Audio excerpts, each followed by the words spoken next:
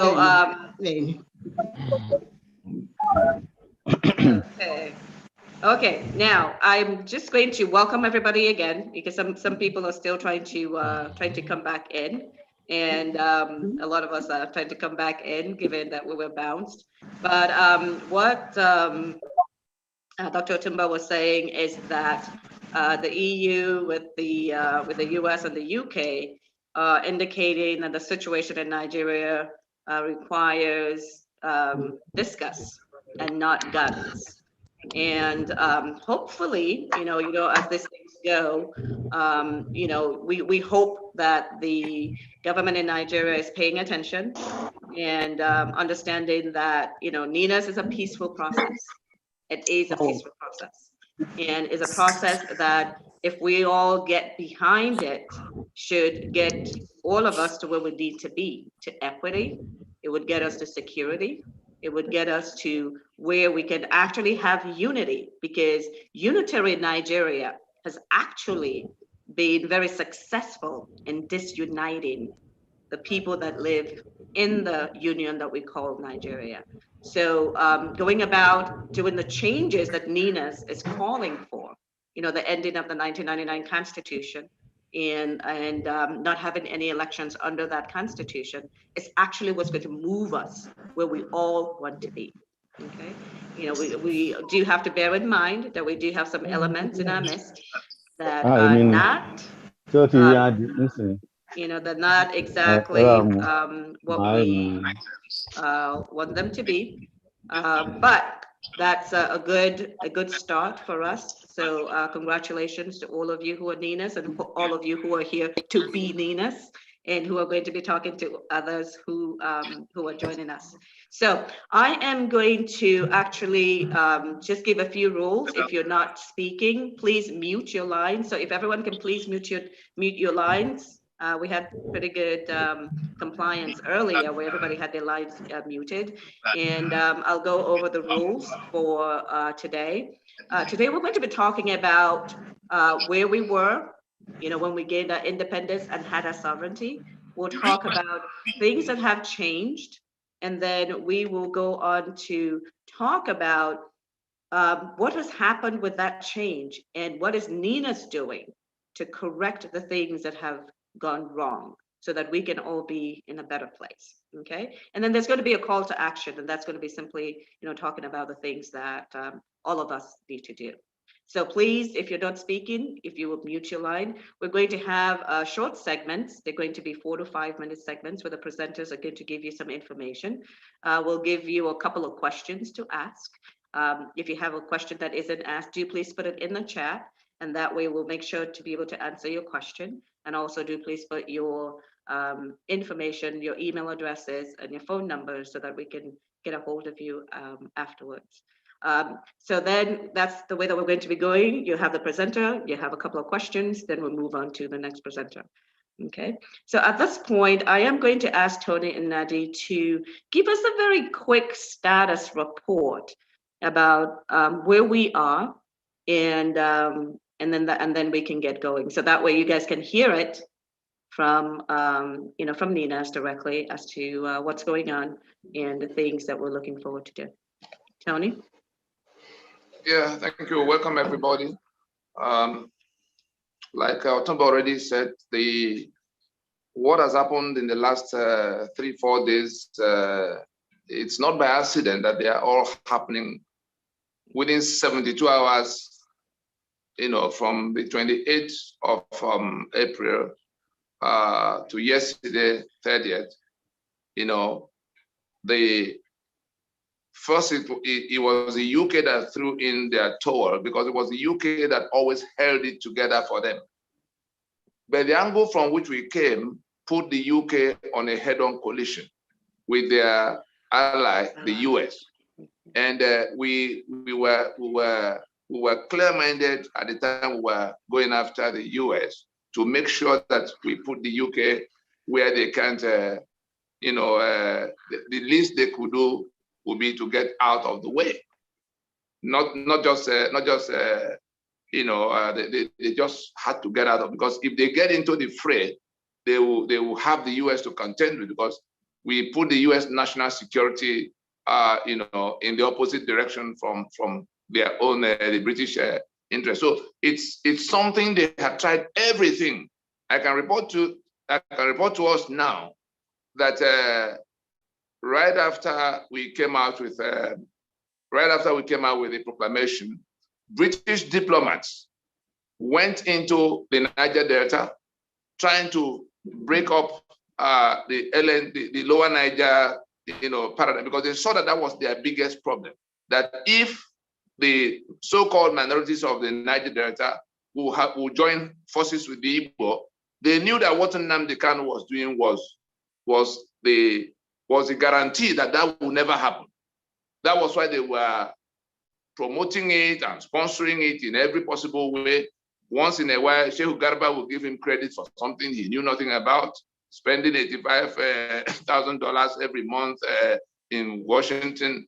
Who was he giving money? He was just trying to make sure that they promote him and what he's doing as the only thing going on. And so as long as that broadcast is going on, Ijo will not touch it, Ogoni will not touch it, Urobo Anang Efik will not touch it. They knew that. And so it was in that kind of a setting that they became very worried to see that the alliance we put together had come to town. Everybody was not going to deal with it.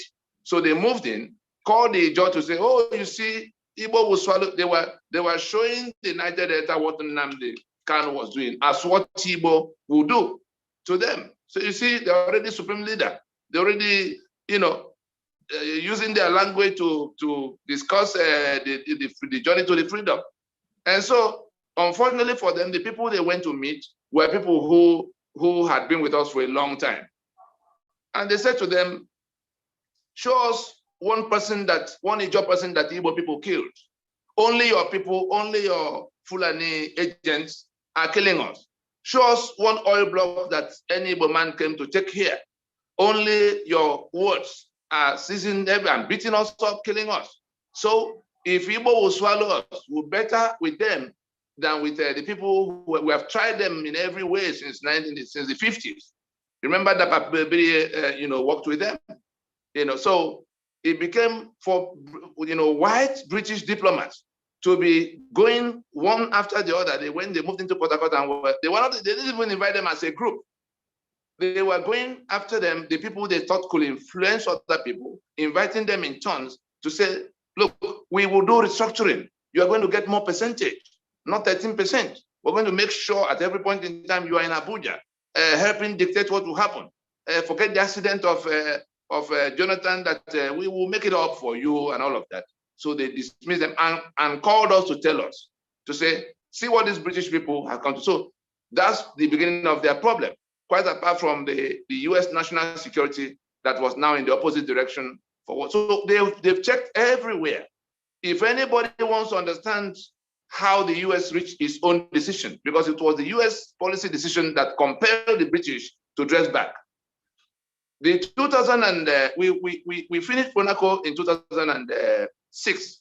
By 2007, we launched the attack on the Constitution. By 2008, Obama came. In a few months from Obama's arrival, our discussions with Washington and even their diplomats here began to go zigzag because they transferred everybody out of we didn't know where it was all going until the journey to trying to bring Buhari to be. And in that period, we decided, well, since the political actors have gone crazy again, we looked in the direction of the military to say, you guys are the ones who are going to be killed if things get worse than they are in Nigeria. We began to explain to them, push materials to where they could see what the problem was. So because then they had introduced this AFRICOM. Everybody was celebrating AFRICOM. What was AFRICOM? AFRICOM was African Command, the military force of the US that will be drafted if things got worse. The Niger Delta was boiling, to come and defend their assets and help the government to overcome, put down whoever was going to. They say, oh, it was better for them, for Nigeria to remain as it was. And so it was in that kind of a setting that they dressed back from what they already put together. And Anybody who wants to see that report, it is titled Nigeria's Unity in the Balance. By the time they came out with it in June of 2013, they were basically, these are now the generals who are going to plan the war if it boils down to become war. They basically advised Washington that their calculations in putting AFRICOM together were far off the mark. That the problem with Nigeria is that the owners of Nigeria have discovered that they've looked at what the British had done, and they've decided to dismantle what the British put together that wasn't working for them.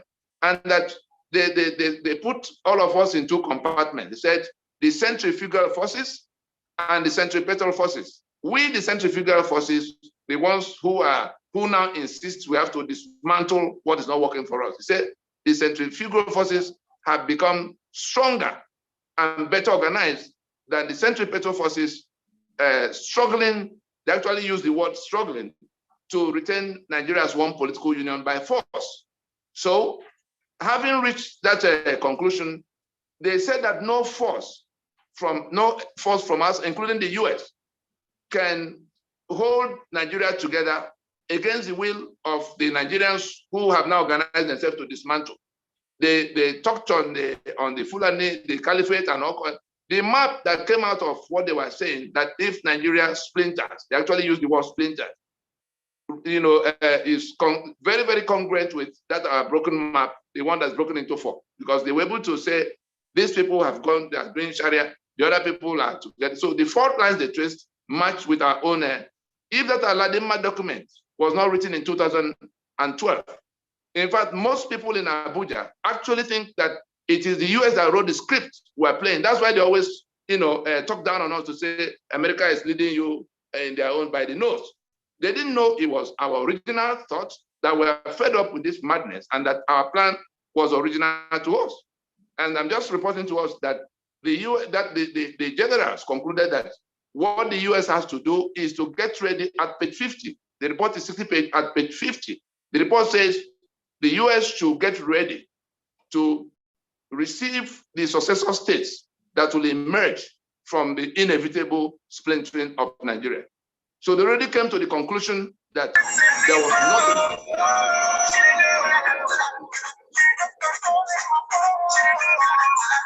nothing.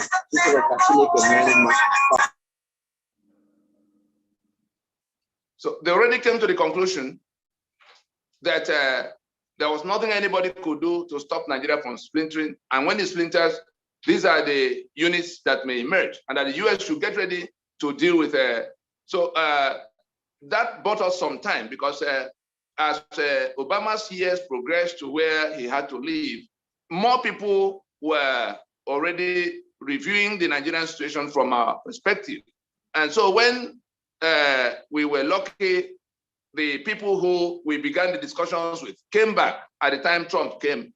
It was just a matter of resuming from where we started. That was why the US moved so very fast, in the first 2-3 years of Trump, to where we were now interrogating what happened in 2019 that became their policy actions rolled out in 2020. And so from the British, you saw where they lost out. From the US, you saw where their economic, and because we also discussed the economic interest. We discussed the economic interest fully before we even began to talk about the security side, that ISIS, because things got worse, and it was a matter of ISIS running away to come to reinforce themselves in our region. So they had every reason to agree with us that their strategic national security interest was on the side of what we're doing. And since it has become a matter of national security for them, every other thing had to just give way. European Union, of course, more or less broke it down. What the European Union has done is to align itself with this situation that you could not really help. But they summarize it in saying that Nigeria has to look away from military. It's not a matter of them sending help or trying to come to help Nigeria to solve security problem, that it is in going to dialogue with itself, meaning the owners of Nigeria. But more importantly, The one that ties it down to us is where they say the legal instrument. No foreign country had made it, apart from the UN rapporteur that made that pronouncement, no foreign country had made any direct reference to the constitution of Nigeria, which we say is the problem. And so the EU has managed to bring it between the two. It is the December 16th proclamation that has tied all of them together to say, this is the nature of the problem, this is the nature of the solution. And, you know, I mean, where will you go from there? Who is going to give them an alternative? They can't go to GON, they can't go to National Assembly to amend the legal instrument because we say they don't have a mandate. So we just need to move very quickly. I'm sure we also saw, we saw the report on what the military, how the military bases have become the operational basis of the herdsmen and all of that. Because Buhari gave a standing order that all when they couldn't get Ruga going, they gave instruction that all the military bases at the back of all the military bases that until Ruga becomes available, that their cows should be able to gather there. And so everywhere there is an army base or a military base across Nigeria, the backside, which is usually in the middle of nowhere, is you know, the first set of Rugas and all of their coming and going. That's their landing point. That's their point of planning. So we see they're moving with every desperation you can find. You saw how they send people to the war front to finish them off. The ones who don't get killed by Boko Haram, Air Force will bomb them. 2 days ago, we saw in a meeting, they were directed to go and hold a meeting with a Christian, whatever, from what Gumi has said. That was how the instruction came. You guys come so that you can look at it, you know. And then they went into that meeting, and people dressed in uniform, wearing the rank of generals, came into this meeting where these 2 Igbo lieutenant colonels were, and they opened 43 people. So they are eliminating our people in uniform, bringing their own people to. They are no longer. There's no diplomacy or hiding. They are now in an open, you know. So we have limited time to work with the green light that the international actors have shown us in terms of being on our own side, because they are not saying they won't get involved. They are only saying, Nigeria, we're not going to get involved on your side. Their national security interests and all other interests fall on our own side now, because ISIS will be reinforced if they get on the side of Nigeria. This is our time to move very rapidly. Absolutely. Using what we did in December to, you know, the constitution is out of the way. We must now forget the governors are not coming. Anybody who feels, if we don't feel the space, the people who hung flag in Niger State are going to hang flag in Abuja. I can report to us, it will happen before December. Okay, thank you very much, Tony. That was a good, he gave you both a background so that you can get a feel of what's actually going on. And we'll be talking a little bit more specifically about some of the things that has actually happened, you know, to bring us to here, where we are getting closer and closer and closer to what we want to have. I'm not sure how many of you saw that video from Melafia, where he said that they had intelligence that said they were trying to provoke a civil war in Nigeria in 2022, while we have lots of people trying to vie for 2023 as they're dangling that. But thank you very much, Tony. And thank you also for Lashade with the update. We're now going to get started with the program. And if I can have Johnny's going to talk to us about where we were. What was Nigeria? A lot of people in Nigeria actually don't know because the history hasn't exactly been taught. But John is going to tell us what we were, so you can see for yourself how it differs from what we have today. Johnny Nosike, you are welcome. If you can unmute yourself. Thank you, Jen. Thank you, Otumba. Thank you, Tony. Thank you, everyone. Thank you to the Njenje media family. Thank you to the all of us here on the WhatsApp platform. How many of us remember that Nigeria that existed in the 60s that had regions with some of the fastest growing economies in the world. Does anyone remember that Nigeria? That Nigeria where the educational system was competitive. You could take your elementary 6 or class 5 from Nigeria anywhere in the world, and you were at par or better than whatever they had over there. If you have any doubt, try to find some of the letters they wrote back then and compare them to what their classmates today are writing. And you can tell the difference. That Nigeria was promising. It had everything. It was competitive. In fact, way beyond some of the nations that are first world today, further than Malaysia, further than Singapore, further than South Korea. That Nigeria was a beautiful place, a place that had hope. You felt proud. That Nigeria where light was constant. That Nigeria was the Nigeria our founding fathers decided to start.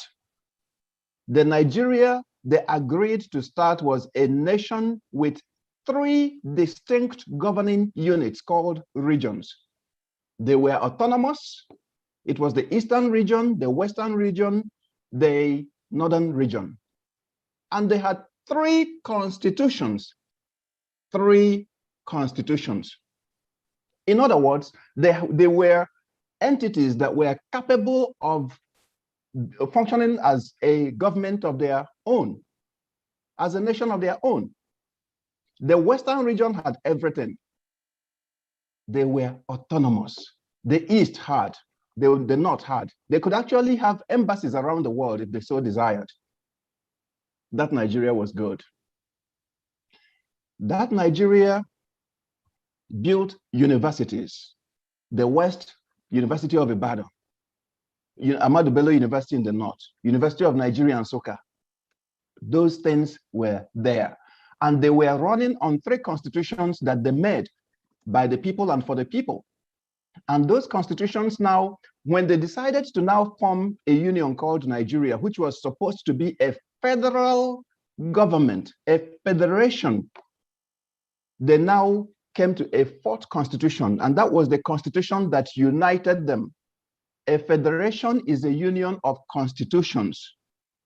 You can't be one entity operating from Abuja and be calling yourself a federation because you're not. It takes federating units to form a federation. So the federation from the East, the West, and the North got together, autonomous, independent. In other words, they could make decisions on their own. The children of the West, Awolowo, the Western region could decide to give free education to their children. They did not have to call to the federal government. They did not need anybody's permission. As far as they were concerned, move at your pace. So wherever you were in that Nigeria, you moved at your pace. Your economy, your education, you moved at your pace. And it was a beautiful place. Many of us here got to live in that time. I was pretty much a product of that time. I was a baby pretty much. But that was a Nigeria with hope, a Nigeria with aspirations, a Nigeria you could put at par with any nation. The Nigerian child that had the opportunity to go to school knew that he had a life ahead of him, that he had opportunities waiting for him. There were jobs. You got out of school, you got jobs. How many of you remember that? You get out of college, your car was almost guaranteed. Graduates drove cars. It was synonymous. New cars, by the way. It was a good Nigeria. That Nigeria continued because that federation that started in 1960 had the full fingerprint of the British on it, because we were their colony and we were now transitioning into an independent nation. That there was a great influence of the British in that constitution that they made, the 1960 constitution. So as they moved into 1963, Nigeria had to come together and say, we're going to be a republic. We are going to build a constitution and the nation. That's at the national level. They did not interfere with the regional constitutions. The regions continued to be what they were, with their parliaments and everything. In fact, my father was a member of that Eastern region parliament at the time. And so at the national level, they created a new constitution in 1963. This constitution now had 4 regions, which now included the Midwestern region, which was carved out of the Western region. Nigeria had a total of 5 constitutions now. In other words, the 4 regions and their constitutions, plus the national one, where they came in as a business entity, as like as a joint venture, where they gathered together and said, you control your resources regions, you control everything, but just give like a 15% to the center. And they were going to have a center where the presidency rotated among the regions. That was the Nigeria we had. Then all of a sudden in 1966, there was a coup. During that coup, by the way, like I said, the 1960 constitution ended in 1963. That 1963 constitution had the full gamut. They satisfied every bullet point when it comes to constitution making. There was plebiscite, there was referendum, and those constitutions came to be, and that was the Nigeria we had. Then we got into 1966. There was this coup in the military. Now, as soon as this coup took place, it's very important to point out that that coup failed. It was not a successful coup. The military government that emerged after that coup were not the coup plotters. They were actually the people that stopped the coup. So after that, they formed a transitional government that was to manage the space until the civilian establishment was resuscitated to the point where it could receive power now, once again. And they were on that when the second coup took place. When that second coup took place, we now saw, it was that this second coup was now led by General Gowon. And it was at this point that we heard about states for the first time. Many of you live in a Nigeria today where you can wake up in one state and by the time you go to bed the next day, you are in a different state.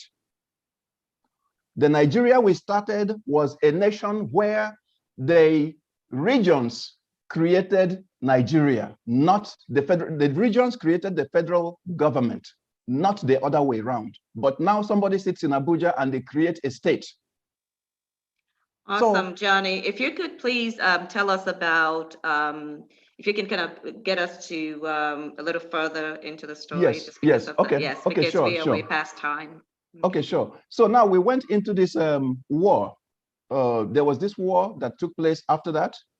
After that war, a federal government, a rogue federal government emerged that seized everybody's assets and now started acting as the owners of the land. And we were on this route until we got to the point, of course, you heard about the Sharia, where a certain section of the country now decided to, 12 contiguous states went Sharia against the secular state that was agreed from the very beginning. We got to the point in 1999 on this same course where the federal government now owned everything, started acting like they owned everything, to where they now enshrined that whole thing into a constitution that we did not make. People from a tiny section of the country got together in rooms and they came up with a constitution for the entire population. And they said, this is that we made this constitution, which we did not make.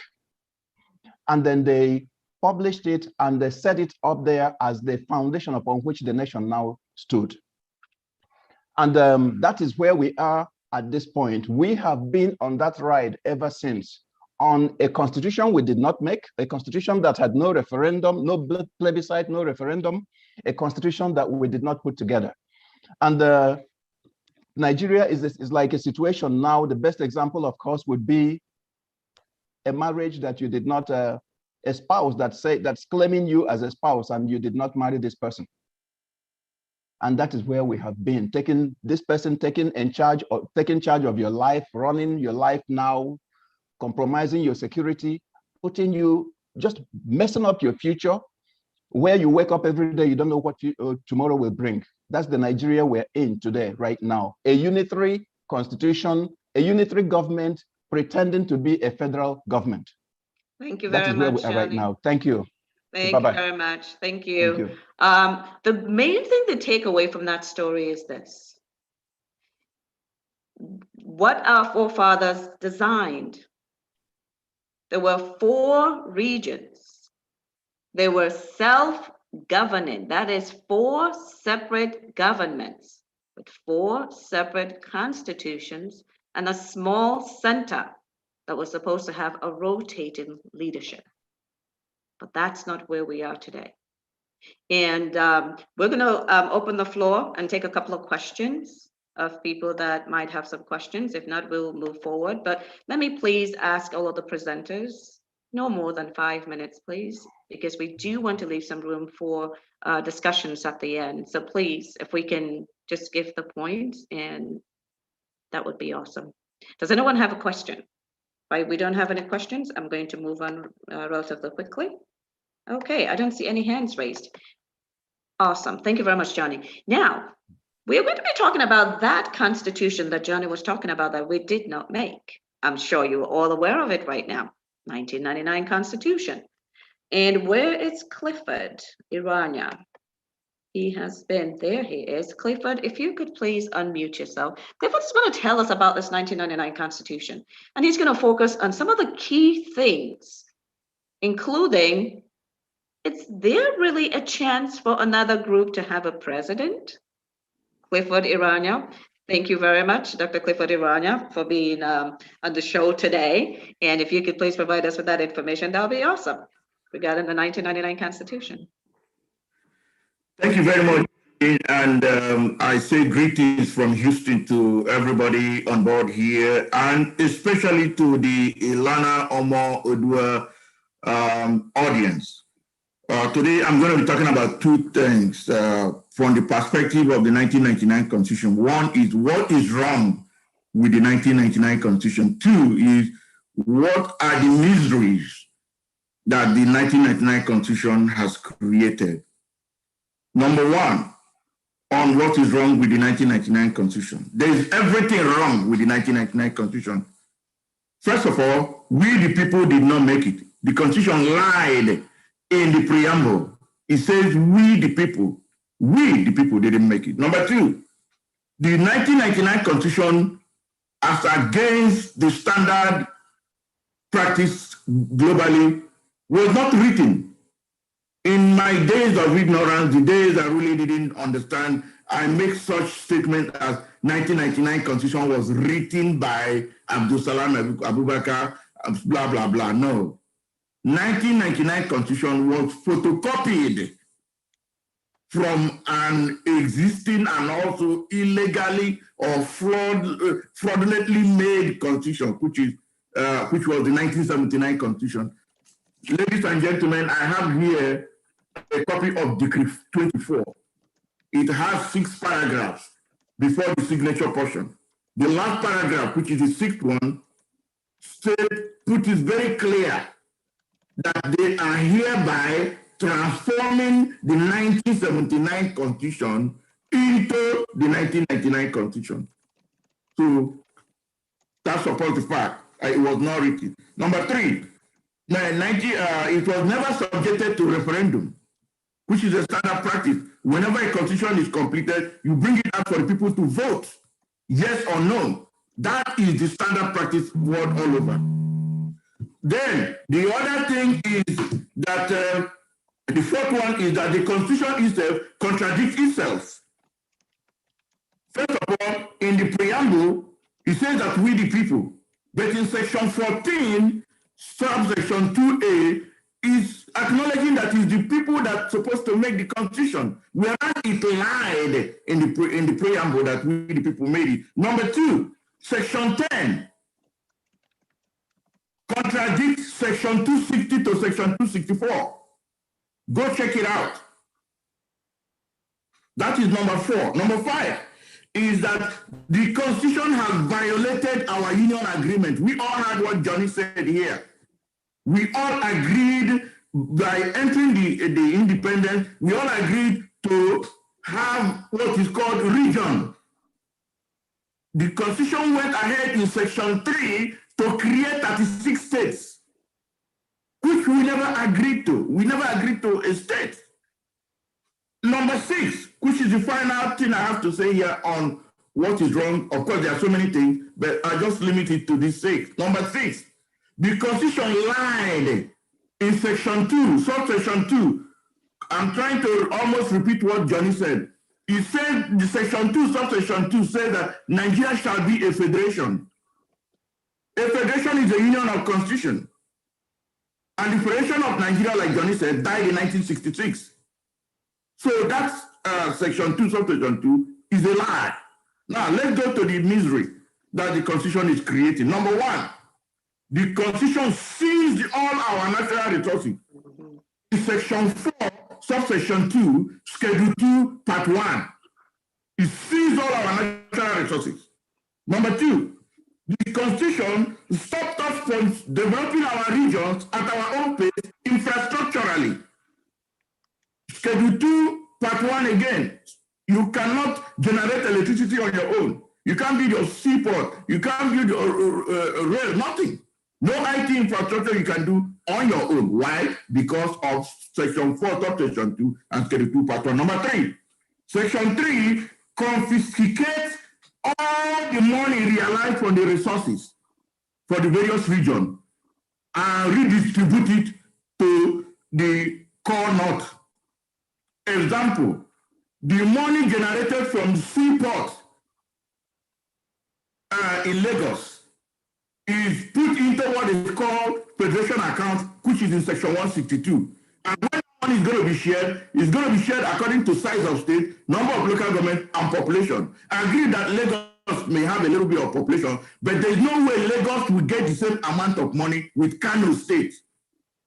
Meanwhile, this is money coming from the seaport in Yoruba land, in Lagos. Number 4, the misery number 4 is that it perpetuates insecurity and killing. People are dying today all because of Section 4, subsection 2, and Schedule 2, Part 1, number 45. Remember, Schedule 2, Part 1 has 68 items. Go and check number 45. That is the reason why we are being killed, why we have kidnapping, insecurity today. Number 5, the Constitution puts the middle belt and the southern part of Nigeria, especially the Yoruba side, at a very big disadvantage by courtesy of Section 3, Section 48, Section 49, and Section 134, subsection 2. Number 6, in the present day Nigeria, please, this is the one I want us to listen. I know Jane doesn't like me repeating words, but I'm going to repeat this. Go ahead. Present day Nigeria, under the 1999 Constitution, please everybody pay very serious attention now. Under the present 1999 Constitution, Section 134, subsection 2, there is no, quote me, I am telling you this, there is no way a Yoruba man can be a president of Nigeria. I repeat that. Under Section 134, subsection 2 of the 1999 fraudulent Constitution, a Yoruba man can never be a president of Nigeria except that person is a stooge of the Fulani. Number 7, the federal character is emphasized or reinforced or supported by Section 14, subsection 3, but it is unenforceable. You cannot enforce the federal character due to a combination of Section 3, Section 9, Section 48, Section 49, and Section 308. Now, I don't even want to talk about the non-justiciable Section 6, subsection 6C. I think I'm running out of time now. Go ahead. You're good. I have just 8 minutes, taking 8 minutes instead of 5. Now, the last point I want to make is that the misery of the Constitution on people results into high cost of governance. What do I mean by that? Section 3 created 36 states. And remember, those 36 states, we have 36 governors and deputy governors. And each governor, and then of course, the governor will have what they call a senior assistant. senior special assistant, press media, blah, blah, blah. Now, each state also, we have commissioners. These commissioners will have senior assistant, senior special assistant, press media, blah, blah, blah. Secondly, Section 48 and Section 49 created 109 and 360 senators and the House of Rep respectively. Each of these senators, they will have their office set up. And please hear this, hear this. Each of them, that is the 109 and the 360, the government give them 150 million every year. I repeat, 150 million times 109 and another 150 million times 360. Add it up. Third, the third part is that Section 147, subsection 3 of this Constitution dictates that there must be a minister from each state. So by default, we already have 36 ministers.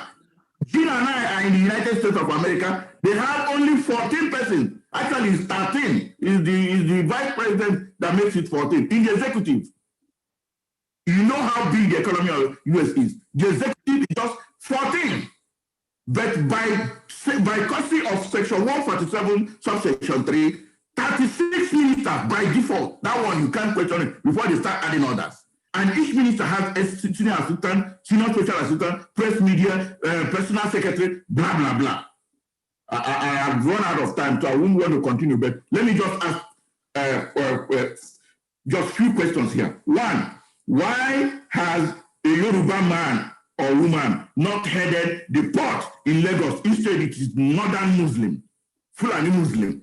Two, why is it that Lagos State is still having 20 local, I think it's about 20 local government, and Kano is having 44, and Kano has been divided 2 times. 3, why is it that Kano, we have a lion's share of the money generated from the ports and from the breweries and distilleries in Lagos State? 4, why would Lagos State, when I say Lagos, I'm talking also about all the Yoruba states. Why would Lagos State have their own state police, not vigilante, not Ayamoteku, state police with all the legal backings, ability to bear arms and everything? Why can't they develop their sport, their infrastructure? Why can't they license people to carry firearms? And why is it, Jean, I'm running up, I just have one more. No, go ahead.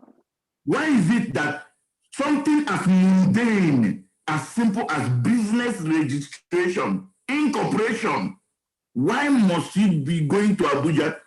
Do you know how many businesses that are supposed to be in Lagos, but they go to Abuja to register? Because that's what the Constitution says. It is in the 68th item of Section 4, Subsection 2, and Schedule 2, Part 1 of this fraudulent Constitution. And lastly, why won't Lagos State operate as an autonomous a region as a truly federating unit? When I'm calling Lagos here, I'm also including all the states in the Southwest. So I'm just using Lagos as an example or as a metaphor, as a word, keyword.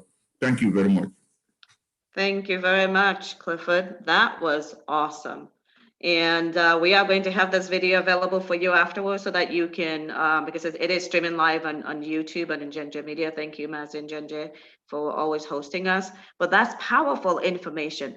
And that's why we're having this series, because we're trying to make sure that the citizens of Nigeria, the indigenous, the ethnic nationalities understand what is going on here. So they understand what is going on here. And I'm going to make a check now with Njenje and see if they can show us the video. They can show us the video on Miyetti Allah and also on Ruga. So you guys can actually see what is happening because of this constitution. Can we please play that video? The video on the Miyetti Allah payment and the Ruga with John Asake. Hopefully they can hear me.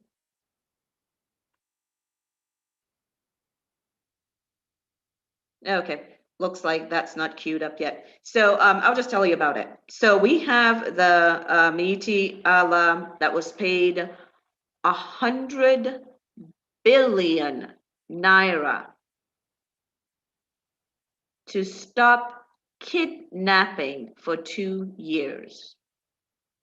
They had demanded 160 billion naira to stop kidnapping. I'm sorry, Tony and Nadi, is kidnapping a crime?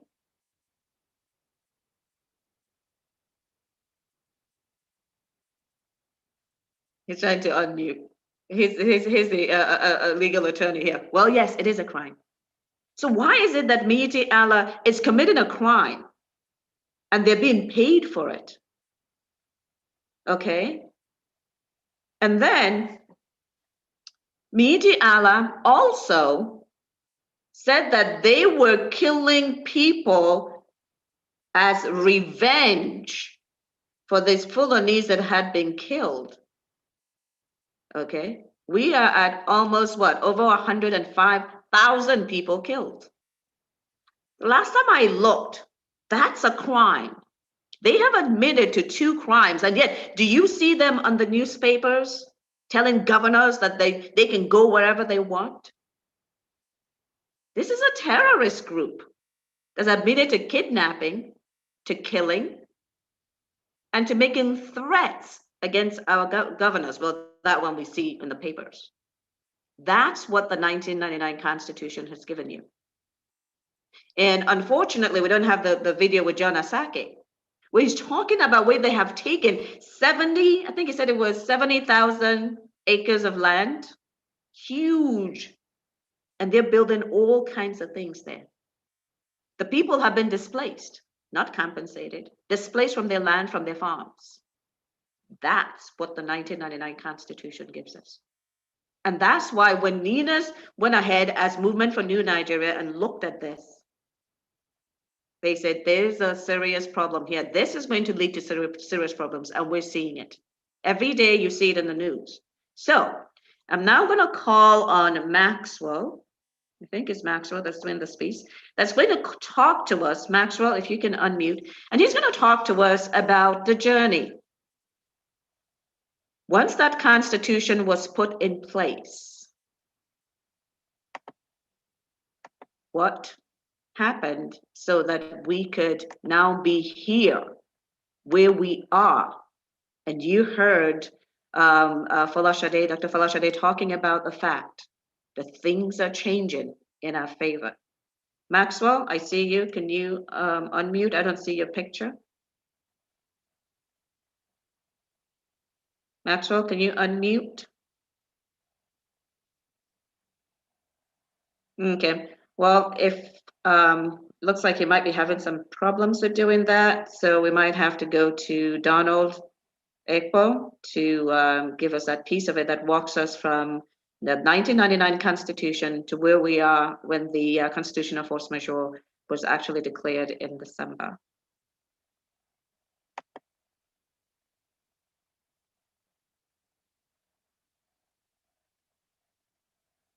Yes, I'm asking you to unmute, Maxwell. I think he says the host. Okay. So. Okay, I'm asking him to unmute himself. Okay. Hello. Okay. Yeah. There you go. How are you, ma? Okay. We don't have you on. We don't have a picture. Sorry, is where I am is dark.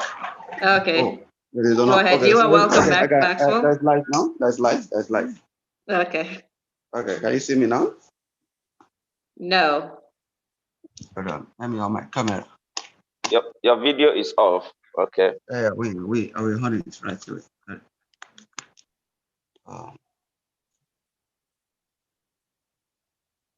Okay. Can you see me now? Yes. Where I am is it. All right. Okay. Okay. Just make sure that you set it so that we can at least see your face. Is a player to be here?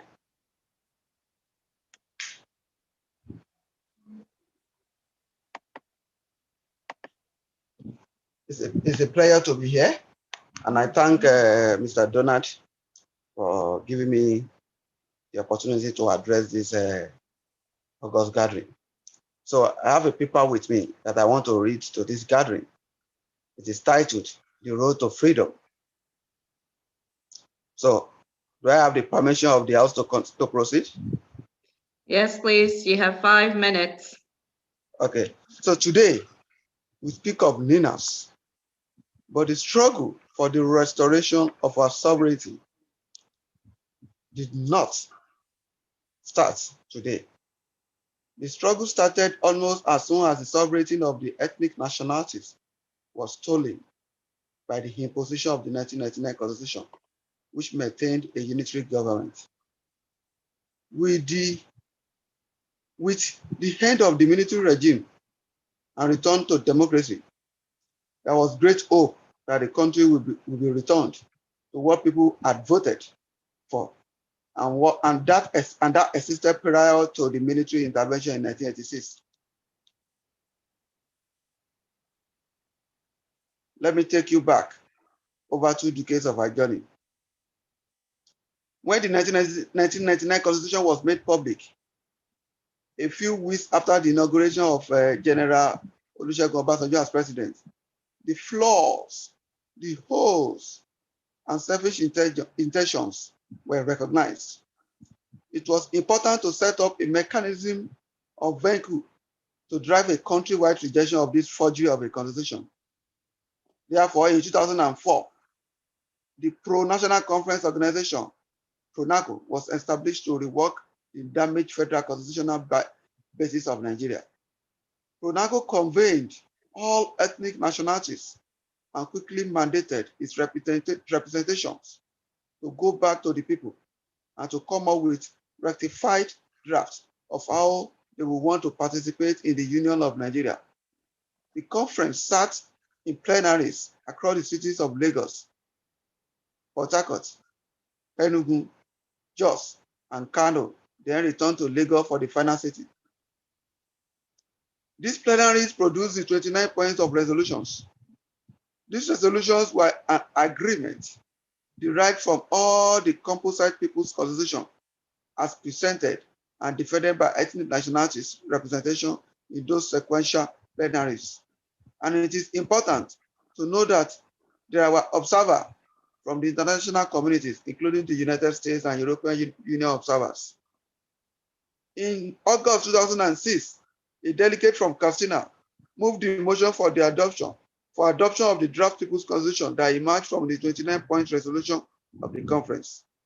In 2007, the Nigeria MNM was set up as an enforcement of the consensus at the time to exclude the 12 contiguous northern states that had introduced and embraced the Sharia law system against the secular base for Nigeria. The alliance had insisted that democracy and Sharia system could not cohabit in the same political space, and the need for the new vehicle, the movement for new Nigeria. On the 23rd of May 2007, MMN, through its legal counsel, filed a suit at Federal High Court Abuja to challenge the legitimacy of the imposed 1999 Constitution, seeking determination of the entire Constitution. But by June 30, 2011, the joint multi-regional vehicle had its Lagos declaration by which the alliance partners Bloc, the Illano Omo Oodua representing the South and the Southeast, the Yoruba land, and the Middle Belt publicly rejected the Caliphate-imposed 1999 Constitution, mandating regional self-determination actions, which included referendum and international outreach. In furtherance to the mandate of the MMN Lagos Declaration, the people of the Lower Njenje on the 27th of April 2015 held the solemn assembly in Port Harcourt City to wholly repudiate the 1999 Constitution. 2 years later, precisely 7th of September 2017, the Yoruba indigenous people, under the platform of Yoruba Summit Group, held the Yoruba Solemn Assembly at Ibadan.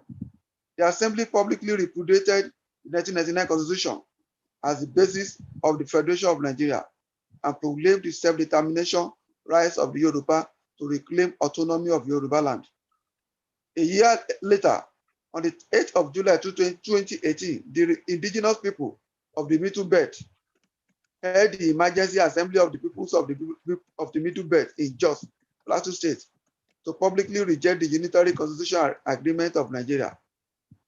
In that assembly, the people of the Middle Belt also proclaimed the self-determination rights of the Middle Belt and its autonomy. When all the regional partners of MNN Alliance had accomplished and concluded the primary mandate of the declaration, in fulfillment of the enforcement of the consensus, the Alliance on December 11, 2018, held a joint multi-regional Freedom Pact proclamation in Lagos and resolved to reject further national elections on the basis of repudiated 1999 Constitution and demanded an immediate transition process for the orderly distillation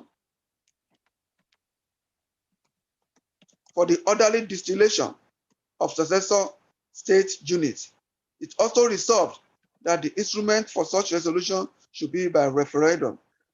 The joint multi-regional vehicle, having accomplished the reinforcement of its primary and secondary mandates with Freedom Pact proclamation, in which it resolved to reject further national election on the basis of repudiated 1999 Constitution, set up a new vehicle to carry the indigenous nationalities in an alliance for self-determination. Therefore, in 2020, the Nigeria Indigenous Nationalities Alliance for Self-Determination, which we all know as NINAS, was born. Please note the following between 2015 and 2020.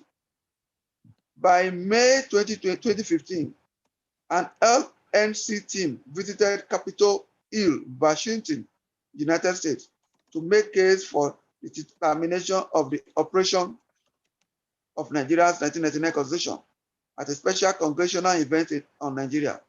The team also made informal consultations with the same matters at the UN headquarters in New York in the same year.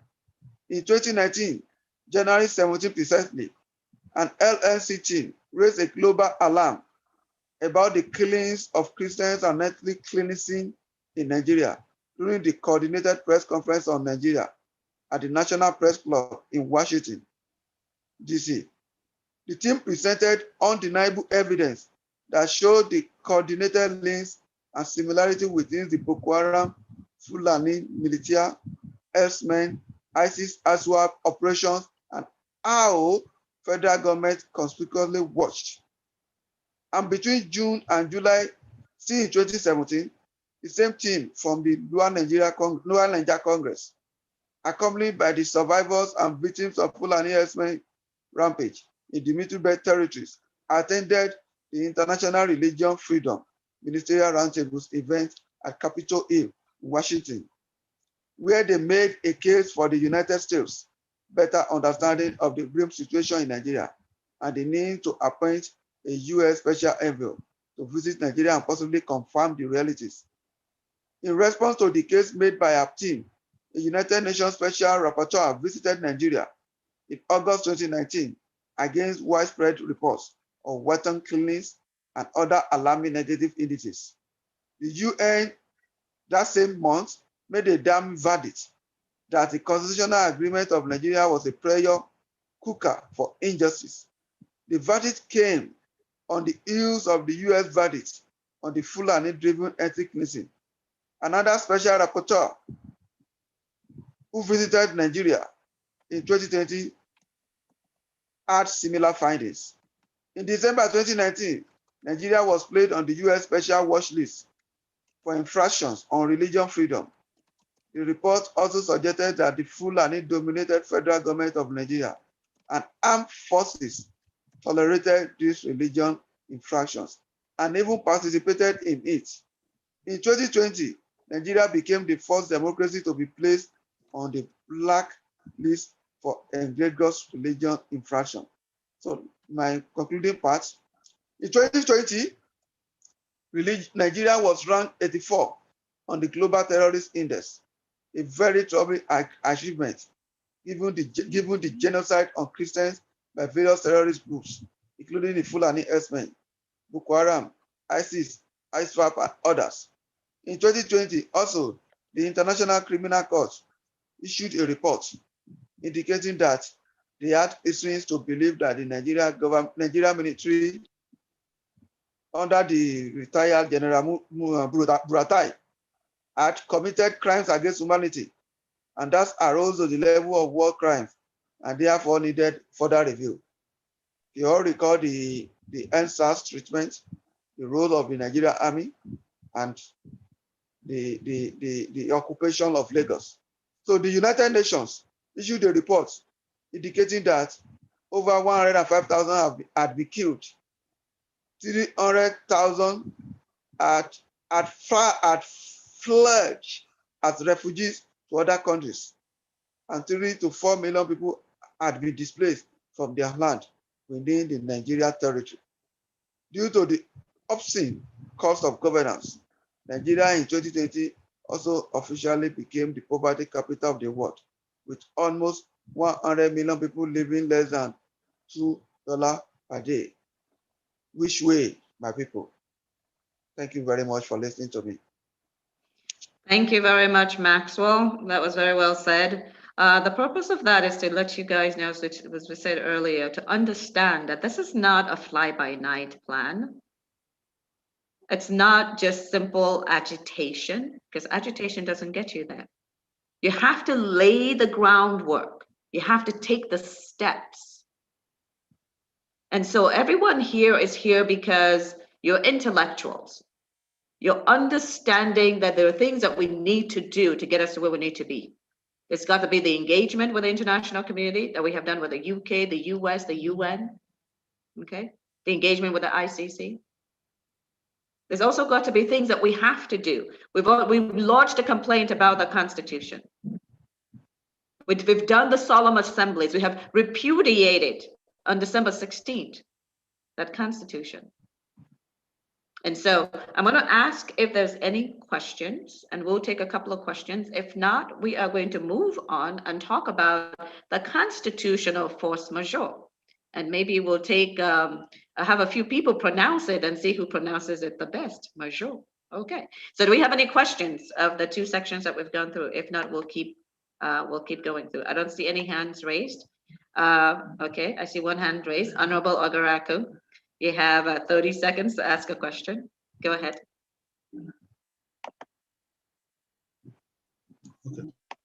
Okay, there you go. Uh-oh, sorry. Go ahead and unmute. Okay, you need to unmute.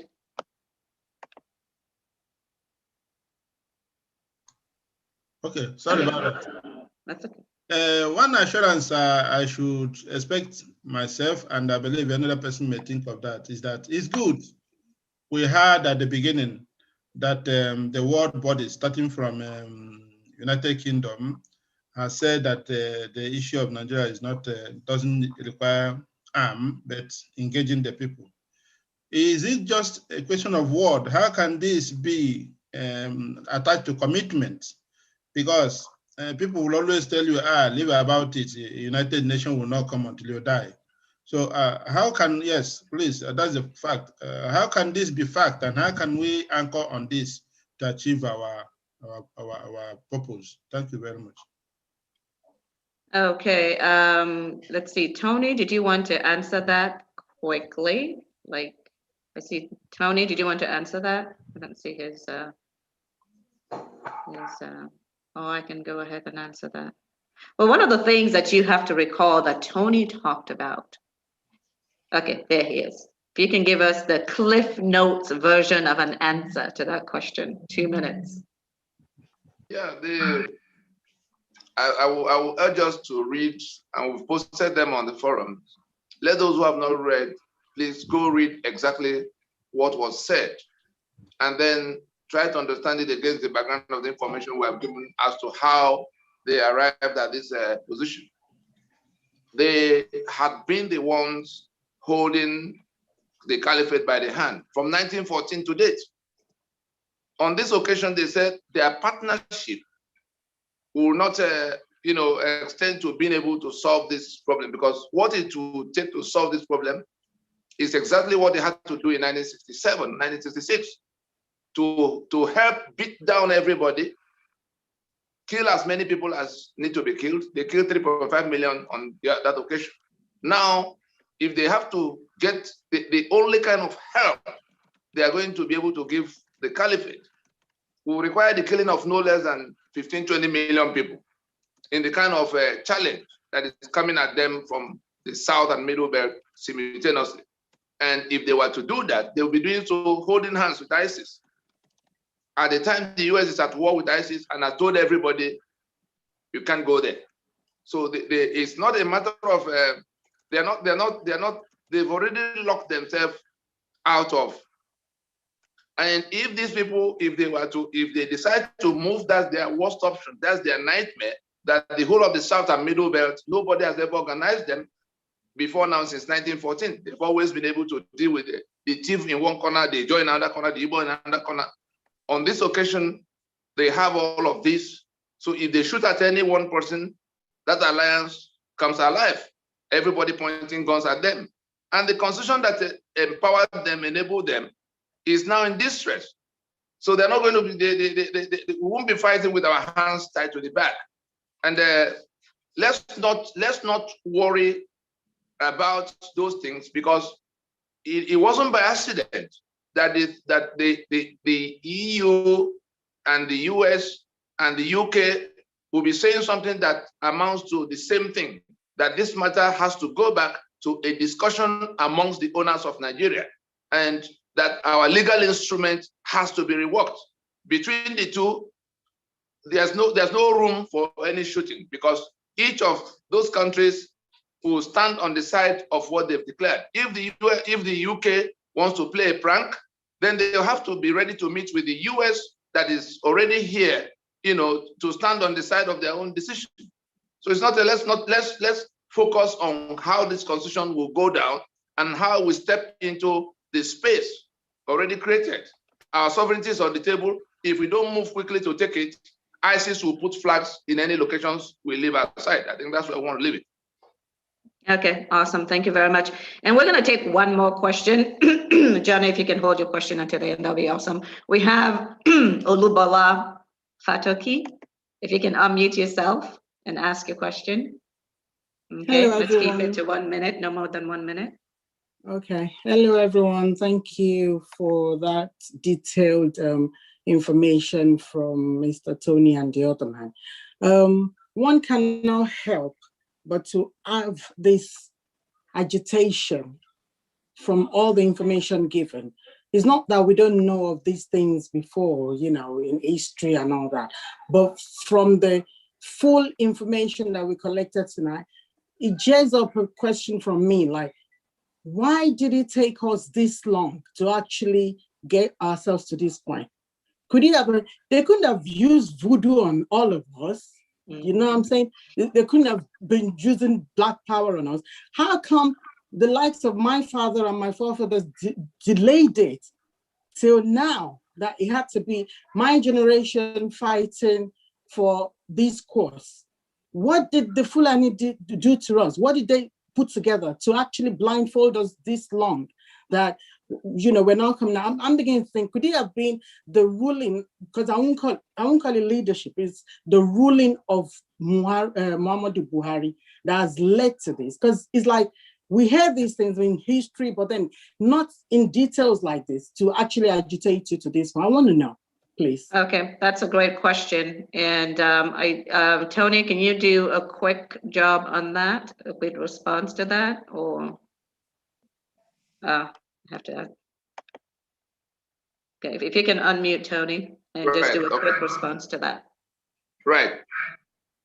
To be sure, let nobody be in any kind of doubt. There's a huge occultic manipulation. It's actually the devil itself that we're fighting. True. There's a huge occultic manipulation the caliphate does. Most of this bloodshed happening all around here are parts of what they have to do. You remember when they were investigating Dasuki for, they said $2 million that were meant for arms, as they were accounting for how the monies got shared, there was a 4 billion naira tranche that was credited to, what's his name, Bafarawa, the former governor of Sokoto State, for marabout. That's the party officially giving out 4 billion to somebody who has to do occultic manipulation. And so if at the level of political party, they could budget for 4 billion for marabout, that will tell you that beyond political party, this caliphate has done so much to put everybody to sleep. That's on the one layer. On the second layer, the documents of what the British did in putting Nigeria together, in sustaining Nigeria for this length of time, with his head to the ground and his 2 legs to the air, to up. It was when we broke into their archive in course of examining why we who ought to be better and ahead are far behind and subjugated. It was in course of that research that we had to break into the British archives, and we got at the documents our fathers did not see. By the time I placed those documents on the table, Nohoro, that was part of all the journey to go seek independence and create the Nigeria they created, he said if they knew, he spent the last 7 years of his life trying to help us unravel and unbundle this. He said if they knew even 1/4 of what he was seeing, that was how he summoned whatever it would take to help convene Pronaco. The same thing with Ojukwu. In fact, it was the one that called Ojukwu into our meetings. They saw how they got to war. He was the spokesman of the federal government in that war. Ojukwu was on the opposite side. But the two of them agreed that if they knew what we placed, what we had brought from getting into the British archive, that there was no way the matter could have become war at all, because they would immediately have seen that it was part of what the British, you know how you do your, what was it, what do they call people who do circuits? It was the British pulling all the strings behind. Nothing remote, nothing could have led to any kind of war in the kind of things that happened. It was entirely different. So between the two, it's not that our fathers they didn't know, in all honesty, they didn't know that just like Nigeria, young people are waking up now, people in their 50s and 60s are waking up to see that the Constitution, all of what they knew, all of what they were told, were lies. Whatever made them not look at it all the while. Imagine since 1999, we began to shout 3 weeks after the Constitution was launched to say the contents of it will lead us to Golgotha. Here we are. The lawyers were the most abusive in telling us, look, you don't know nothing. Ben Wabwez actually went around telling people that boy doesn't know anything about Constitution. I'm the authority, until I had to call him out in public. That was how he had to leave the public space. Olisa Bakoba and Falana and all of them, Ozekome, they are jumping around now, but you can see that their noise has reduced since it became clearer and clearer to people that they didn't know what Constitution was, and they didn't know what the powers of the National Assembly are or not on the subject matter. So it's just a matter of at God's own time. But if anybody will discount Buhari's contribution to the, Buhari was the answer to the cries and prayers of a lot of people. If Buhari did not become president, many people will still be arguing with us. There's nothing he has done now that they were not planning to do 30 years ago, 20 years ago. But he now manifested it on a scale that he made our task lighter. If we recover our land from this union of death, it will be when because we recover our land, became president. Yeah, when we recover our land. It's when. Okay, thank you very much, Tony. And we're going to be moving on that. But everyone needs to kind of get to be on the platforms.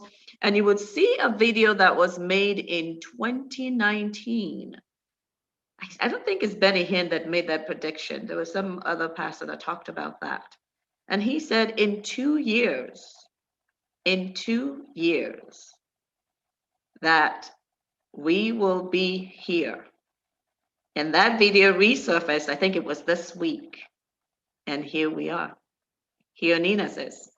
because this is really the only plan that we have. And yes, it has taken some time, Olubula, to come to fruition. But even now, you can still see the elements fighting, right? You can still see people wanting to go to 2023 when they plan to kill us in, excuse me, in 2022, right? How are you going to get in 2023 when they're going to kill you in 2022, right? Because everyone has said that. May Lafia have said that. Danjuma have said that. Lots of people have come out and said that. Here is their plan. And yet, we're fighting each other trying to get to 2023 when we should be stopping them in 2021. Thank God we have prophecy saying that it is going to happen. So Johnny, we're going to get your question at the end so that we can keep moving. The next piece here, we're going to have Reverend, and he can attest to the fact that we have a spiritual warfare. We have lots of reverends with us, which is awesome. You guys will be happy to note that. So they have prayers growing up. But he's going to talk to us about what is this constitutional force majeure and why is the government so frightened about it that they will be publicizing and say nobody can remove Buhari. Let's find out. Dr. Samuel, thank you very much. If you can please talk to us about what is this constitutional force majeure and why does it have so much teeth to it?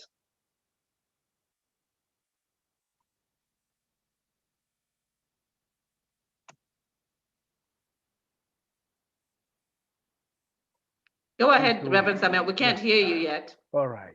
Thank you very much, Jen. Thank you very much, Illano Omo Oodua.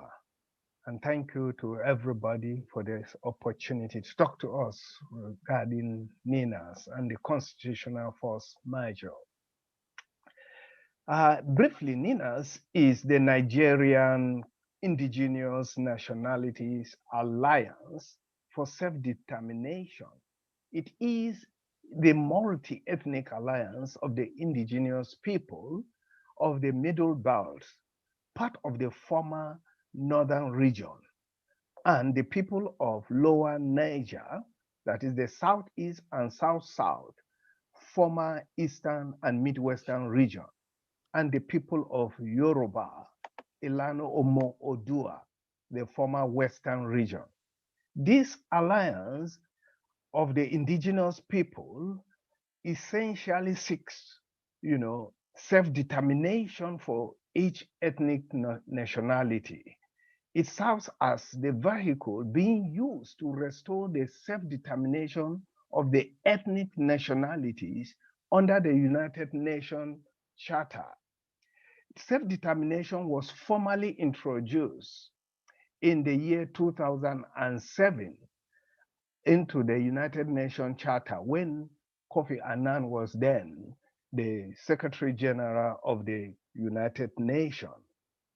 Please note that self-determination is geared towards the preservation of the sovereignty and of the ethnic nationalities. It itself, it is inalienable. That is to say, it cannot be lost. And even if it is hijacked, it can always be gotten back. Constitution, as we know, is a social contract which is binding, but can though be repudiated where there are legitimate concerns, such as it is with the Nigerian 1999 Constitution. NINAS is championing this cause. As a result, NINAS issue what we call the constitutional force majeure on the 16th of December 2020, repudiating, that is rejecting the 1999 Constitution as a basis for Nigeria and lodging a sovereignty dispute and constitutional grievances. One being, it is fraudulent as it did not go through due process, neither was it a product of, in quotes, we the people, just as earlier speakers have eloquently highlighted. In lieu of the CFM, that is the constitutional force majeure, there are 5 demands that NINAS has made, of which the federal government was given 90 days from the 16th of December 2020 to formally acknowledge and commit to these demands, to work with NINAS to set timelines. I want us to know that the key understanding is that we do not need government approval. Okay, that is, the ethnic nationalities do not need government approval. What are those 5 demands? I will just quickly go over them. The first one is the federal government of Nigeria need to formally acknowledge the constitutional grievances and sovereign dispute lodged by the alliance. 2, a formal commitment by federal government of Nigeria to the wholesale decommissioning and ending of the 1999 Constitution as the basis of the Federation of Nigeria. The third point is a formal announcement by the government of Nigeria suspending further general election under the disputed 1999 Constitution. That is to say, no election should hold under the same constitution. The fourth demand is a formal invitation to the peoples of the South and Middle Belt of Nigeria to work out and put in place a transitional authority. And finally, the fifth point, a formal invitation of a formal initiation of a time-bound transitional process to be in place until the emergence of fresh constitutional protocols. This is expected to be 2-stage. That is the process of referendum, and secondly, to negotiate new federating terms. And in the referendum, by the ethnic nationalities in their blocks under the United Nations Charter, will, with all options provided, that is, the conclusion will be either independence by these various blocks or federation or confederation. I want to sum it up by emphatically saying that NINAS is not about secession. NINAS is not about breaking up. NINAS is not about sequestration or separation from Nigeria as a nation, of which the government of Nigeria has been falsely presenting such as the intents of NINAS to the nation and to international bodies. That is not just the case. That is not true. It is a no, no, no. NINAS is all about restoring the sovereignty of ethnic nationalities. It is about restoring the will and the power of the people. That is what NINA is set out for. So NINA simply seeks to promote and foster self-determination of the indigenous people of the target area. And can I conclude by saying self-determination as recognized under the United Nations Charter is your rights, is our rights. It is not a government favor or privilege. It is the right of the people. Thank you. That was a rousing close there. I'm excited. We are ethnic nationalities and we have power. It's power to the people. Power to the people. And that brings to mind, I say this all the time, the French Revolution, where the monarchs were eating great food. They were driving over the poor people in their carriages, right? And when they were told, the people are hungry, the people are hungry, like in Nigeria, 100 million people are hungry. And they say to them, let them eat cake. And the masses said, that's interesting, off with their heads. So it's the masses that gets us to where we need to go to. But let's talk about the constitutional force majeure. Has it been successful? Besides what we're listening to, earlier, what are some of the things that happened right after that constitutional force majeure was put in place? We're going to ask Dr. Rotimi to tell us a little bit about that so that we can see all the changes that has happened since then. Dr. Rotimi? Trying to see where you are.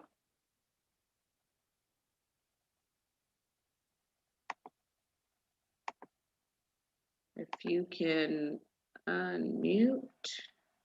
Okay, there you go. Sorry, I couldn't find you. Okay, can you hear me now? Yes, we can. Thank you so much, our Iron Lady, as usual, Jean. We thank you. We thank God for you for what you're doing in our midst. I also want to thank JJ Media for always being there for us at all times. We also want to thank Otumba for coming on board and giving us that sharing news together with Tony. And everyone who has made that time, this busy day, to spend this time with us. We appreciate you very much. Quickly, let me just remind us of what I think Jim flanked it on the platform now. 12th June is a very popular date in Nigeria, 12th of June. And you know that Obasanjo, MK Abiola's case. And so right now, what we're doing, because of the impact of the constitutional force majeure, our so-called agent of the Fulanis are now trying to come up with a package to say that they're having a referendum on the 12th of June. And to be honest with you, that is to drag you and I in, especially those of us from Illano Oodua, you know, because Abiola is from Oodua. So we have to be very careful and make sure we spare this news to let none of us be dragged into this. It's a lie, it's falsehood, it's another way to bamboozle us. So please, let us wake up. Quickly, let me mention what happened from 16th of December on the constitutional force majeure. Force majeure, like Tony was talking, he mentioned force majeure to be like a mediator, like I've always been saying. It's like there's a trouble, there's a crisis, a contract is being broken, and then we need somebody who can mediate and say, look, let's balance the issue. And that's one of the things that force majeure is doing for us. It's a referee, excuse me, and is the umpire to settle the issue that we have in this country right now. By the way, let nobody tell us any lie. Nigeria is a forgery state. We don't have a country called Nigeria based on the constitution. So let's remind ourselves that, look, we are just wasting our time by we have a country. So on the 16th of December, this force majeure went to action. And immediately after, all the power that be, they began to get jittery. And they wanted to put on some action to stop us, to hinder us, to do whatever they can to deceive people, to let them know that, look, we are listening to what you are doing. Let's come to the table and talk about restructuring. It's a lie. The moment that happened on the December 16th, there was a news from Gabashew, the SSA to president to media, president to Buhari, saying that this is time to stop the asthma from roaming all over the place. You and I know it's a lie. And like I said last week, remember, I said there's something about Islam which we should always remember. They have something called takia. Takia means that anything you can get to get somebody into agreeing with you, as long as you can get what you want, you can tell a lie to deceive that person. Once you get what you want, you can now turn around and say, no, I am not in that agreement. That is takia. It is allowed in Islam. So what they are just trying to do is to keep playing the same game that they have always played. So they say, okay, stop herdsmen from roaming. On the 28th of December, also, the NEF, the national elders, came together with an headline by Professor Ango after the meeting that, okay, let's come to the table and talk about restructuring, which they have always rejected. Between and I, you know that's a lie. All the Southwest governors suddenly came together with those state governors and said, okay, now it's time to send this admiral to our forest We don't want you anymore. The same Ondo State man, because of political gain, was encouraging Ahmed to be disrupting Ondo State at one time. El Rufai came up, all of us know what El Rufai has been doing to us till now. There are a lot of killings still going in Kaduna as we speak. And he has not given us any positive result as to how to curb it or to stop it, because between and I is behind it. So he said, no more open grazing, and there'll be no amnesty for anybody found doing such. Between you and I, you know that's a lie. He also had a conference with some people and said, look, anybody that will take us to the brink, let's pull this country back. The National Assembly, as you know, said that within 10 days, they will give us an amended constitution. You and I know that the constitution is false, is a lie, is forgery, is not usable, and that is what they have been using to make all the money they are making. And so it's difficult for them to say, okay, in 10 days. No, they're saying it to just, create peace. But it's not workable. You cannot go to all the ethnic nationality within 10 days and ask them to agree for a constitution. It's not workable. There's also a call for decentralizing police immediately. Also, why says shoot on site. Who will carry it out? We don't know. Suddenly, there was a significant increase in those calling for us to decommission our constitution. All over the place, people say, enough is enough. We discovered the falsehood. Let's decommission it. Gumi, who you know is an Islamic scholar, came to visit their stooge. All of us know that Obasanjo has been their stooge all along. Came to come and say, look, our stooge come on board. This is coming. I'm sure that's what is coming. What are you going to do to support us? He came last month to see him. Suddenly also there was a colloquium for Tinubu's birthday, which was held in Kano. And then we find our VP, Vice President, saying, if I have to go to Kano now, if you allow secession, I must take visa. You and I know that our passport allows us to go to different parts of Africa. But that's what this man was saying. All about getting jittery about the force majeure. They also talk, Tribune last month also came out with a guardian of AGF, NEF, and 50 other groups in the north. Strong groups in the north who are saying, okay, let's come to the table and restructure, but we will not give our presidency to any other region. They said it last month. So when you look at this, between that time of 2020 to 17, which was like 3 months, that was the time that the force majeure was supposed to be in action for us to negotiate if there's any room for that. Nothing happened, and then suddenly we had a World Congress that about 4 million people all over the world attended that Congress. And we have all the media outfits internationally to cover that Congress all over the world. That's on the 17th of March. And then suddenly we say, okay, between that time, like 1 month between that time, we will now say, okay, let all our representatives from the national come home and judge with their people and say, look, this is what we're deciding. We need your cooperation. That month lapsed. On the 17th of April. We had another World Congress in Ibadan, in Mapo, where there was a mammoth crowd. The police were there with their vehicles with the intention to carry people, but unfortunately for them, they were overwhelmed by the crowd. Also, the world media covered it. Now we're at the last stage, which says power to the people. It's time for you and I to go out now and tell everyone who is not aware. It's time to move forward. It is time that God wants to deliver us. It is time we can look back and say, this is Nigeria our forefathers suffered for, and it's time to get it back. So the ball is in your court and in my court now to say, let's move out and take what belongs to us. You see, one thing that I understand from the Holy Book is that it says, a lazy man said, there's a lion out there. A lion, he will just swallow me if I go out.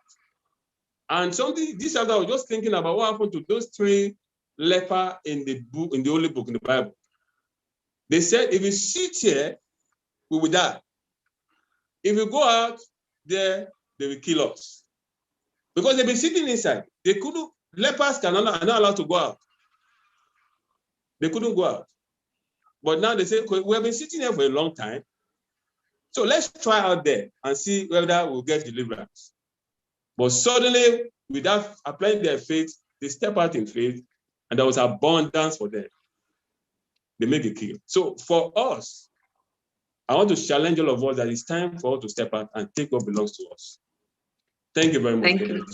Thank you very much, Dr. Rotimi. Thank you very much. As you can see, the power dynamics in Nigeria has shifted. It actually has shifted. When you have a minority group that is facing now the majority that was the majority, but was put in apartheid, but they have now come together to assert their majority, the power dynamics must shift. But it's again up to the people to make that happen. So we're going to talk to, Yakubu is going to talk to us about what period we're in now. We've had the 90 days to the federal government where we invited them to be part of the transition process. And then we reached out to our lawmakers in the Alliance territory, which is the Middle Belt to the south, to be part of that transition government. And so now we're reaching out to the people to take back power, because power does not reside in the government. The government are supposed to be serving the people, but that's not what we have in Nigeria. And so it's time for the people to take back their power. So let's have, let's see, Yakubu. I see Yakubu over here. He's going to talk to us about that. What's happening since April 17th. And by the way, I do want to congratulate Illano Omo Oodua for a very successful outing today again. The rally that they had in Abeokuta that wanted to shut down, but it did hold. And so we're going to be looking forward to all the other rallies that are going to start happening in all around the Alliance territories, because we need to continue to demonstrate our strength and to show that we mean business and that this is our right. And the government does not have a right to actually shoot us because we are demanding for something that belongs to us and has been hijacked. So if we can go to, I think you are unmuted, Yakubu. That would be awesome. You are welcome, Yakubu, from the Middle Belt. And I'm sure you guys will appreciate the fact that Ninas, as you can see from the people here, it doesn't matter whether we're doing this for the Middle Belt, or we're doing this for the Lower Niger, or we're doing this for Illano Omo Oodua. Something very good is happening. Something extremely good is happening. We are bonding together as a team. We are bonding together as a team, so that all those lies that were told in the past that continue to be told now, trying to break us apart, and we are standing together. That's a really good thing. So in this meeting, you're going to see a mixture of everybody, and that's the way it should be. Welcome, Yakubu. Yeah, good evening.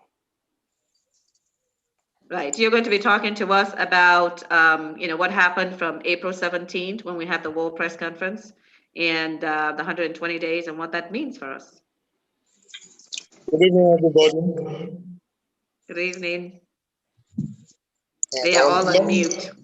Let me start this one. Thank you to all the previous speakers. Illano Omo Oodua, Eka Ro, Eka Son, Eka Le. I've been privileged to grow up in Abeokuta in my formative years. I know how the Yoruba people are when it comes to agitations like this.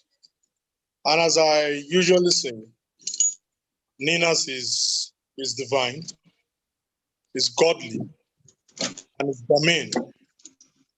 It's germane in the sense that at times I've been doing a lot of soul searching all through the week. I've been seeing a lot of materials that ordinarily I can't just.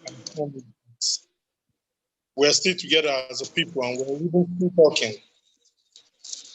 It butchers the fact that God is involved, and that's what Nina has come to give direction, where there's been virtually no direction. Precisely on March 17. On March 17, there was an international press conference that was held by Professor Akintu, who is a co-convener of NINAS. And this press conference itself was carried globally around the world. And it was watched by a maximum number of people to the tune of 4 million precisely. I mean, 4 million without missing my words. So that brings a semblance of responsibility to it. That tells you exactly the direction NINAS is going. Outside that, there was a 90 days ultimatum that was given to the federal government, then subsequently a 30 days ultimatum, which just elapsed 2 weeks Saturday ago. Now, going forward, NINAS has a game plan. A game plan in the sense that NINAS understand that the kind of people they're dealing with is like a 10-ton gorilla. So NINAS are matching them with the same resolution and a far more better presentation to the alliance bloc itself. So NINAS is matching them with a 30-ton kind of gorilla. NINAS is going all around talking to all elected officials. Reason being these are the elected officials. They call the shots in most of these areas. And NINAS are making them understand how important it is for them to understand what is happening, because some of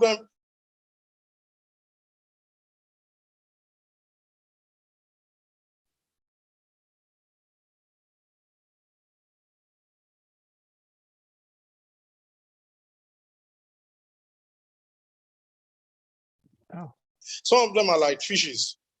I'm sorry to use this word, but it's that people should be put at the forefront of every of the dealings.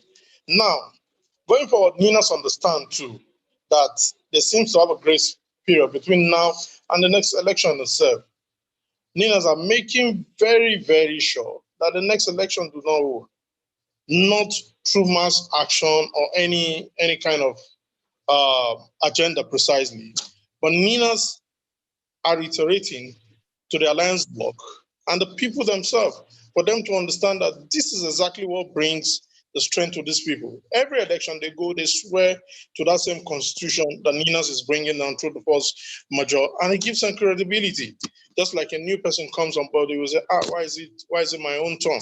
Why is it my own turn? So NINAS understand this, and they're trying to checkmate them like a chess game before they get to 2023. Because the truth of the matter too is that a lot of things have played out themselves that is telling us that they don't even want us to get to 2022, not to talk about 2023. So NINAS understands this game plan. They're taking it to them. And if you see most of the NINAS website precisely, there's supposed to be a petition that will be signed. This petition gives NINAS the data to do most of those things that are needful. After consulting with the alliance territories, then they will reach a plebiscite before a referendum will be done precisely. So basically, NINAS, as I've said, is divine, is germane, is instrumental to this suffering that I've been suffering for a very long time. And it seems as if there is no succor coming from anywhere. My succor and my faith now lies on NINAS after God. Because the truth of the matter is this, NINAS understand this game plan. As I've said in my last presentation, there is a playbook. Let's not forget this. There is a playbook from the Caliphate. These guys understand this game very well. They care less about me and you. It doesn't matter to them spilling of blood does not mean anything to them. They've been used to these things. And Ninas are matching them, making sure that the ethnic nationalities are secured and they're safe. Just like I presented last week too, something happened 2 years ago where General T.Y. Danjuma made an allegation. Everybody did not take it very serious. But now everything is in the forum, is in the open for us to understand that, yes, we understood what he was saying then, that it was not a child's play. So I implore everybody to be serious. And once again, I take my shot from what Martin Luther King said. He said, there comes a time when silence is a betrayal. This is not a time for silence. Ninas understands that silence will not help us. Rather, engaging and constructive deliberation is what is going to help us. And Ninas are in the forefront of all this. That is how far Ninas has gone. But as I've said, the journey has just begun. The journey has just started. Furthermore, this week in particular, I saw something that was touching. At the end of the day, I have this on good authority that Ninas are meeting with even the religious bodies themselves. Because I've started seeing pastors speaking the Ninas language, speaking it up to the tune of 2023, that 2023, an election will not let the issue of our sovereignty be addressed now. Now, the frequent questions that pops up most time when we talk about issues like these, people will tell you that, oh no, the Fulani people are like these, they will not agree, they will not do this, they will not do that. I ask this question every time. I ask, did they tell me and you before they infringed on our right, before they came to my backyard, before they sacked my backyard, before they killed people from their farms and stopped them from farming? They didn't. So ordinarily, it means I have my strength, they've infringed it. So I have to defend myself. And that is exactly what Ninas is saying. Ninas is matching them with it. Thank you very much. Okay. Thank you very much. Thank you very much. Again, the big part of what is taken away from this, people power. We have been deceived into thinking that the elite have the power. No. But the only power that they have is what we give to them. And right now it's being grossly abused. Everything belongs to the people. Yes. Over 80% of the revenue coming into Nigeria is going to governance. Okay, let's see. How many people are we talking about? Dr. Irania was telling us about there was 360, there's 109, there's another 36, and all that number. But do you hear millions in there where they are now taking 82%? 82%. And then the rest goes to infrastructure, right? So is it a wonder that over 100 million indigenous Nigerians have slid into poverty? It's no wonder we are the poverty capital of the world. The Constitution guarantees it. It guarantees it because it makes corruption official. It completely guarantees it. And that's where the people need to now stand up and say enough. Okay. Now, the next piece that we're going to be talking about is going to be the call to action. But let's see, Johnny, could you cue us for a video? Because we want to kind of encourage everyone about the things. And we're going to have Dr. Boyin Oladokun, who's going to be talking to us about the call to action. But let's start off by playing the video from Pastor Adeferesin.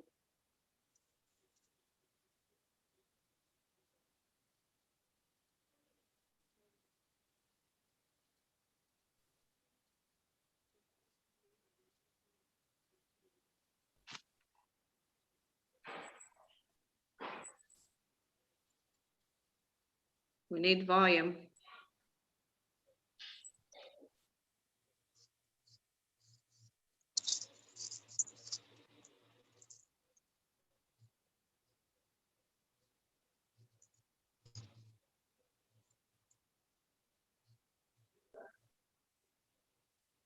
If you can check the volume, Johnny. Huh? If you can check the volume, because we're not getting any volume. Oh, you're not getting any volume? No, we have no volume. If you can check your volume. Okay.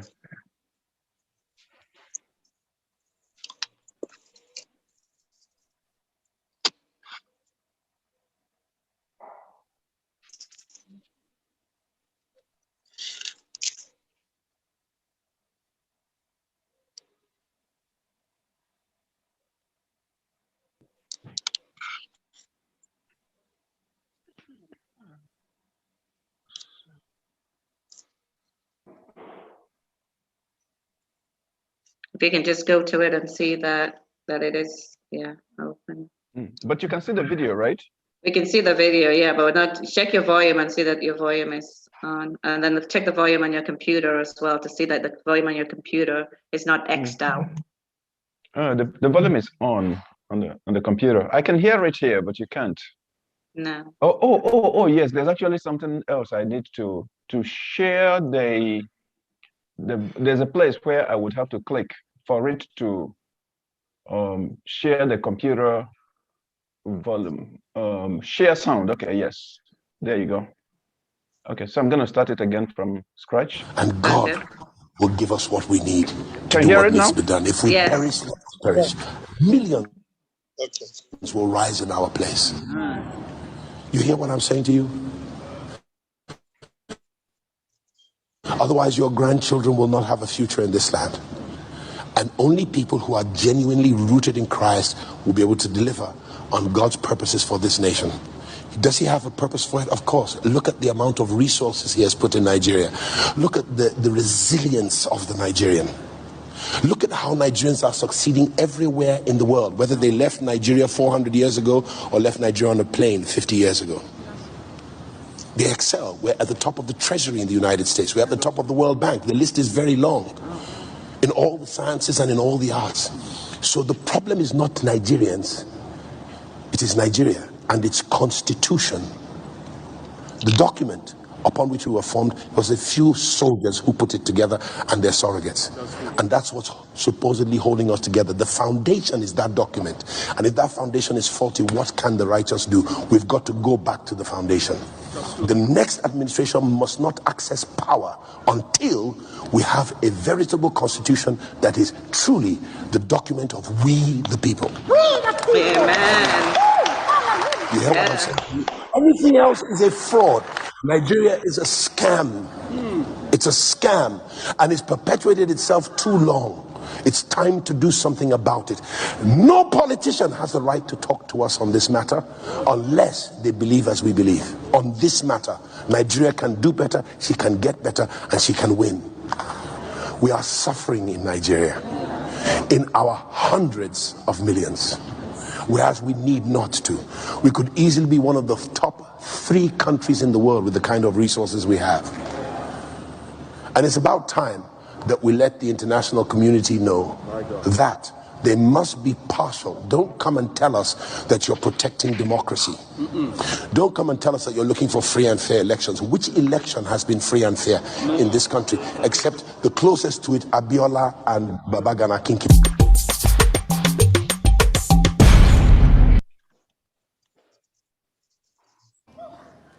We have to do something about it. Okay, thank you very much, Johnny. I think this version of it kind of missed out the point where he was making about making sure that we shut down the 2023 elections. We should not have any elections going on under the 1999 Constitution, like none. And that's a call to all of us. And that's a good segue into having Dr. Boyin Oladokun, who is coming to talk to us about that call to action. And she has a long pedigree as a finance person, and she's been in the political space too, and she's done a lot of wonderful things, and we're so happy to have her in the Nina's family. So Dr. Boyin, do you please talk to us about the call to action? Good evening, everyone. And I want to appreciate the grace of God over the lives of all the speakers thus far. And we are coming from an angle of knowing what is the source of our problems, the statement of the problem, why do we find ourselves in this situation? And then we have been able to identify that our major problem is the Constitution, which is a scam. And we cannot fold our hands coming from that angle without taking proactive steps. What are the steps that we are expected to take at ensuring that we are able to achieve our goals and objectives, which is advocating for the freedom of our people and ourselves? I will start by saying that the Lord delivered the children of Israel from the land of Egypt with an outstretched arm and a mighty hand. And that same God will deliver Nigeria from the hands of the oppressors in the mighty name of Jesus. Amen. Against their wish, the deliverance is going to take place. Now, I thank God because of the privilege to be a part of this move. And I will start by saying that we are more than able to take this nation all over. I will say that the power of the Most High will give us grace, and this we have set our heart to do. We will achieve it in the name of Jesus. Amen. And now, coming from that angle, what are the steps we are to take so that we can cascade the message to the masses? Because I can tell you, obviously, I contested for the position of senator in the Federal Republic of Nigeria in the last election. And in my senatorial district, they said I came third. Of course, the election is not free and fair. Of course, there are a lot of things that happen. I cannot say that is exactly what my position had been, the score had been. But coming from that angle, I am privileged to work with the less privileged for a period of about 2 years. And I can tell you that what we are saying here, it is good. But I can tell you that our political education in Nigeria is not up to 20%. In Oyo State, I am privileged to come from an area called Okeogun area. And I can tell you that a number of them are not learned. A number of them could not read and write. In Ishayin local government, for example, I was in the midst of them. You can see a young man who is not more than 28 years who has 4 or 5 wives with about 20 to 25 children. And you will see them living in a dilapidated buildings. And you will wonder how many elehas are coming out of this type of a building. As far as they are concerned, they don't need any comfort. A number of them don't even have this type of phone. I mean, they don't have anything to communicate. At least the youth I spoke with, a large crowd of youth that I have raised in that area, I can tell you that about 80% of them cannot chat on the WhatsApp, could not chat on the WhatsApp, which implies we just have very, very few of them that are using WhatsApp.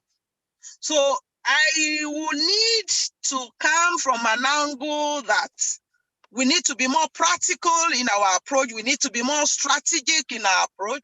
That if we must be practical, if we must be strategic, what are the things we should do? In Oyo State, for example, we have 33 local governments. And in the strategic move, we were able to identify that each local government will need a local government chairman.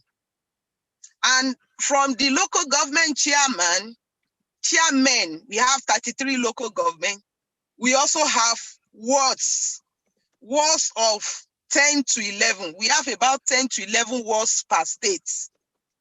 Now the 10 to 11 wards per state multiplied by the 33 local governments will give you a number of wards per state. Then in each of the ward, we have between 15 to 20 polling units. Now, why am I giving all these things, all this statistic? I'm trying to tell us that we must be well structured and organized in approaching and harnessing this work ahead of us. To mobilize the people is not a day job.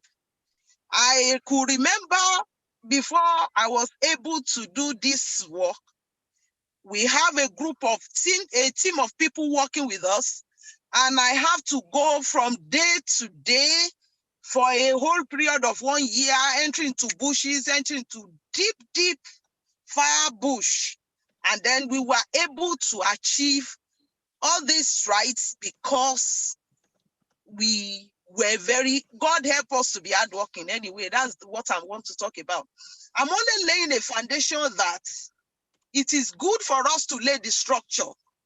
We can talk about markets, going into markets, raising an awareness, but if we must have an enduring work, our work will endure if we can be strategic in our approach. And this is what I am saying, that we need to lay a structure. I have my own structure, and I'm sure a number of us that have been politically inclined in this group will have gotten their structure as well. So we can now use this structure for Ninas so that we'll bring the awareness to the people. Because I can tell you, for what I saw, some people's wrists were cut because of election. I saw a sacrifice when I was moving on the political drive. They pulled out somebody's tongue and cut 2 wrists and put the tongue inside the 2 wrists, inside the calabash. The people have been brainwashed, and there is a kind of spell that has been cast on the people. Therefore, you just discover that they will just need about 500 to 5,000. And that 500 to 5,000 will make them to do the wrong thing. There is a spell that is cast on the land. And my first point in action point is that we must be ready to pray. We must organize ourselves into groups and cell units. They are doing their own in Lagos, but in other states, we must enforce prayer. The scripture says, men ought always to pray and not to faint. Okay. The other translation says, men ought always to pray and not to lose hearts. So we cannot afford to lose out at this material time, because we are taking to the battle to the gates of the enemies, and we must be conscious that this battle is of the Lord, and that we are on the winning side from the inception of the battle. And it is imperative that we are passionate about what we are doing so that we can take over the land. That is the first thing, prayers. Secondly, I have talked, of course, which is the second thing I've talked about, is the structure. The structure must be well laid. When the structure is laid, it will not be difficult for us to go ahead and take over the land. We are coming from a position whereby we need to make the awareness, tell the people, no 2023 election. We aren't going to do any jack. We aren't going to do any election in 2023, which implies we have to resist this. How can we do this? Through active mobilization of the people, using every form to reach out to the people. The people that were well informed, the youth in the city, we can use social media, but I can tell you there are a large number of people that are not even having access to social media in the local areas. How do we reach out to these people? We have to get deep down to the villages at ensuring that these people are part of our message. We must be ready to speak in our local language. Be like them, come to their level. That is when we'll be able to win them. Absolutely. I will also need to say that The government of this day is not willing to protect us. And they have collaborated. There is a kind of joint effort by the federal government. I made bold to say that the federal government is a grand patron. I'm sorry, I'm talking in the public, but truth must be said that they are working for Fulani men and Boko Haram, killing our people with impunity. And this must stop. And if this must stop, we must give our action, we must give it a voice by every available means at ensuring that we possess our possession and we recover our people from the hand of the tax masters that call themselves officials of the government. I also need to say that there is no arrest that have been made out of the people that have been killed. Nobody is arresting nobody.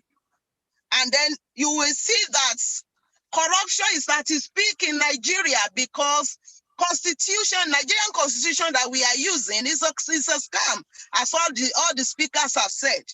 And as I go on and on, I can tell you that if the senator of the Federal Republic of Nigeria is collecting up to about $600,000 in a year, and then an average citizen is collecting a minimum wage of about 800 naira per year, that means there is corruption at the highest level. What shall we do? We have to start serious mobilization at all levels. In our churches, I don't give a damn. I have got into a state by mercy that I am not afraid. I'm not afraid of anybody or anything. We must say the truth because some people have said the truth. They have laid down their life as a result of that. But if truth needed to be said, we need to come out straight and clear without any ambiguity that we must recover our people from the hand of the oppressors. And to do this, we have to carry out action point through every available means. The flags has to be raised up. The flag has to be raised high. We must raise up the flag and raise it high. And the Lord is going to help us in Jesus' name. I also need to talk about the cost of governance as I'm rounding up. Can I go for it? 30 seconds. We are way over and we wanted to give people a chance to ask questions. Okay. Cost of governance. How can the cost of governance in a nation be over 80% of the total income that we have made for the nation? This is unacceptable. This is corruption of the highest order. We must let out our voice to the public, and the Lord is going to help us in the name of Jesus. We have a whole lot of money in dollars, billions of dollars in abroad, kept in some special accounts. And all this has to come to a stop. But I believe the word of God says the kingdom of this world shall become the kingdom of our God and of his son, Jesus Christ. And I believe the kingdom of Nigeria shall become the kingdom of our God and of his son, Jesus Christ. Okay. And I mean the new Nigeria. I don't mean this old rotten Nigeria. The Lord is going to give us a new Nigeria in Jesus' mighty name. Thank you very much, Dr. Boyeen. Thank you very much for that very inspiring message. And the key thing to take away from that is there's lots of things for us to do. And I wanted her to kind of talk a little bit about what it's going to take so that we know that, okay? So we know what it's going to take because there are lots of remote areas, but we are all from somewhere. Everyone in Ninas is from somewhere. So we want you to reach back to ground zero from the middle belt to the south, reach back because charity begins at home. Reach back to your family, to the people in your village before you come out of the town that you're in. Let them know what the message is. Let them know what is going on. Let them sign the petition. Let them sign up for the referendum. Let them get the message. Each and every one of us is a message board. Ninas needs funds. So we need to be able to donate and we need to be able to raise funds for the numerous things that we have to do. okay? Because everything that we have to do, whether it's traveling from here to here for the Nina's folks that are traveling, the charter relationships, having to engage the international community, get our information out into the public, all of that takes funds.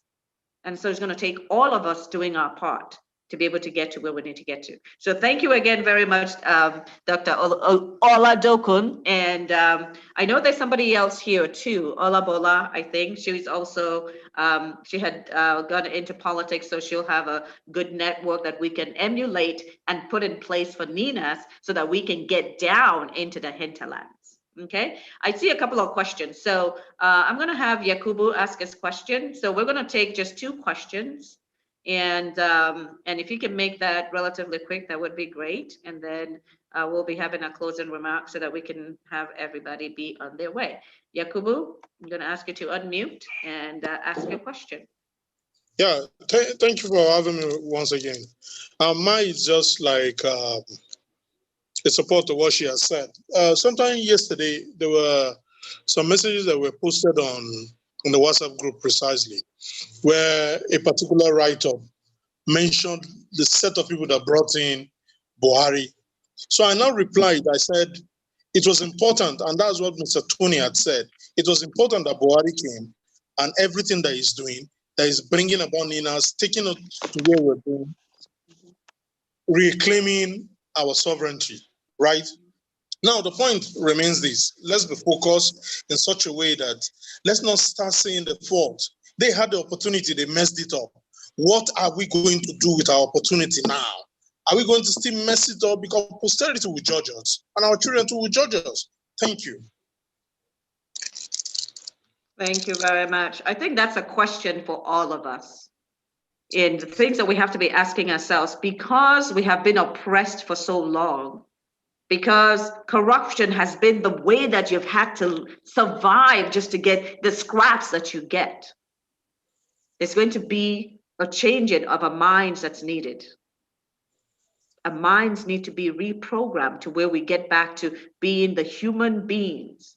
And you know, when Johnny was talking about the Nigeria back then, you know, some of you are not old enough to remember back then, or even just, you know, what, 30 years ago, where you could actually get a loan, could actually buy a car. Even under the circumstances that we are so far from that.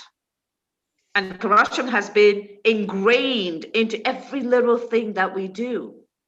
So as a nation, as nations, as ethnic nationalities in our spaces, we have to know that there's work to be done up here to turn things around. And we need to have great leaders that's going to get us there. So Johnny, you have a question? You can unmute. I know you're a host, so you can unmute. Actually, a comment, and that is this. Our greatest ally in this fight is the truth. Yes. Something has happened to the planet. There's the information age. People are getting information today. You shall know the truth, and the truth shall set you free. The journey to freedom travels through the truth. For many years, we were playing draft while our enemies were playing chess. Correct. Yes. Take this example. I was a kid growing up in the East, and I would read the history. I was taught that, for example, that the 1966 coup was an Igbo coup. And I believed it until truth started coming out. I began to gather information, and I would see all these officers in that coup that were from all the different parts of the country. That was like, why was it an Igbo coup? Only to, as the truth and the information age began to dish out information, we found out that what led to us fighting each other back then was the British wanted the oil and gas assets of the Lower Niger. That was it. Somebody wanted oil. So they organized, that coup was actually British intelligence that was behind it. And as soon as those coup plotters struck, they went on BBC and announced that officers from the eastern part of Nigeria, primarily Igbo, have activated a coup that killed so many people, and they kept pounding it until the whole of us believed it. We were playing draft, they were playing chess. Gowon and Ojukwu made peace, had an accord in Aburi that said that would have prevented war. We did everything that could have prevented war, but the British wanted that war. You get my point?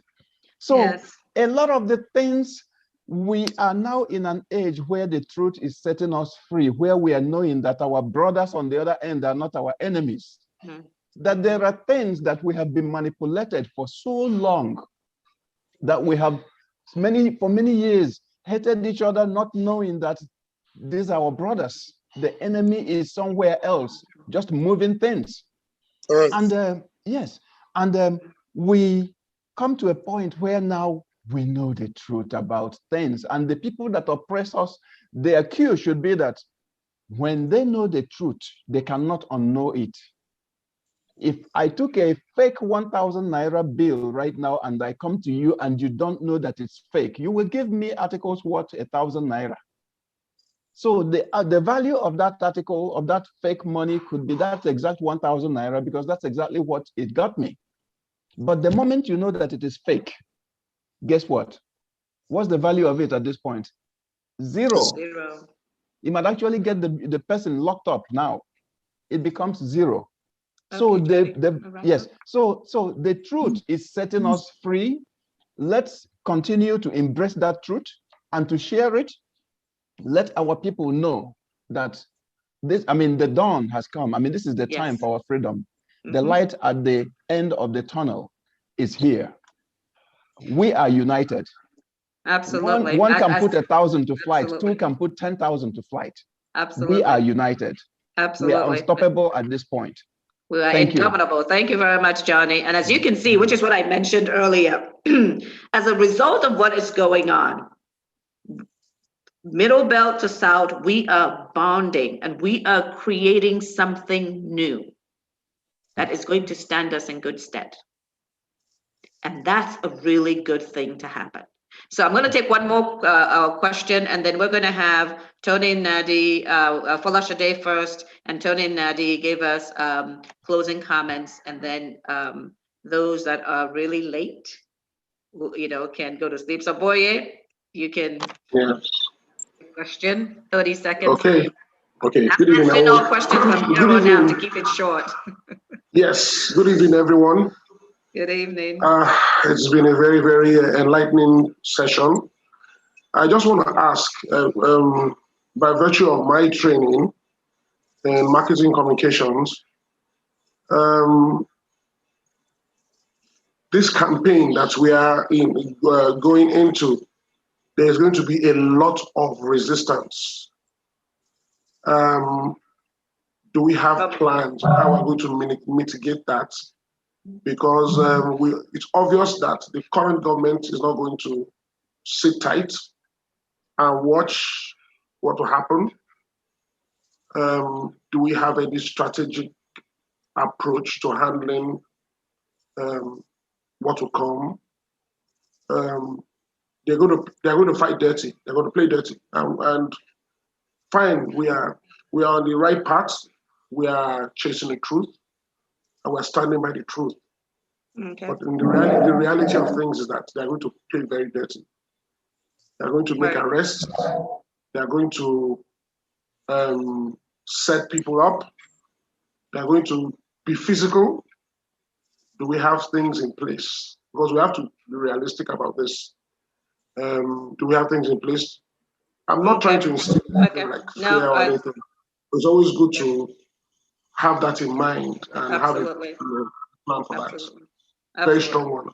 Yeah. Absolutely. That is a great comment. I'm going to leave it as a comment because that's something that we'll continue to work on as we're going through the strategy. When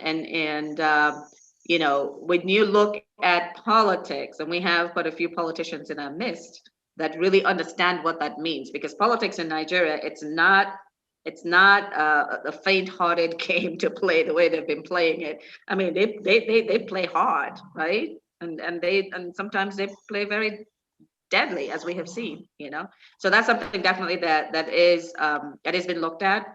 and strategies been developed as to what that means, for our people, so that we have, good protection, for our people, and also be able to respond, relatively quickly. So that's definitely in the plan. I'm just going to take one quick question from Yinka, and then that's the last question that we're going to take. Yinka, make it quick, please. Yinka Quad, you have 30 seconds, and then we do have to wrap up. Okay, thank you very much. I'm very grateful for this opportunity, and I thank you for so Do you have long. you need to turn your video on, please.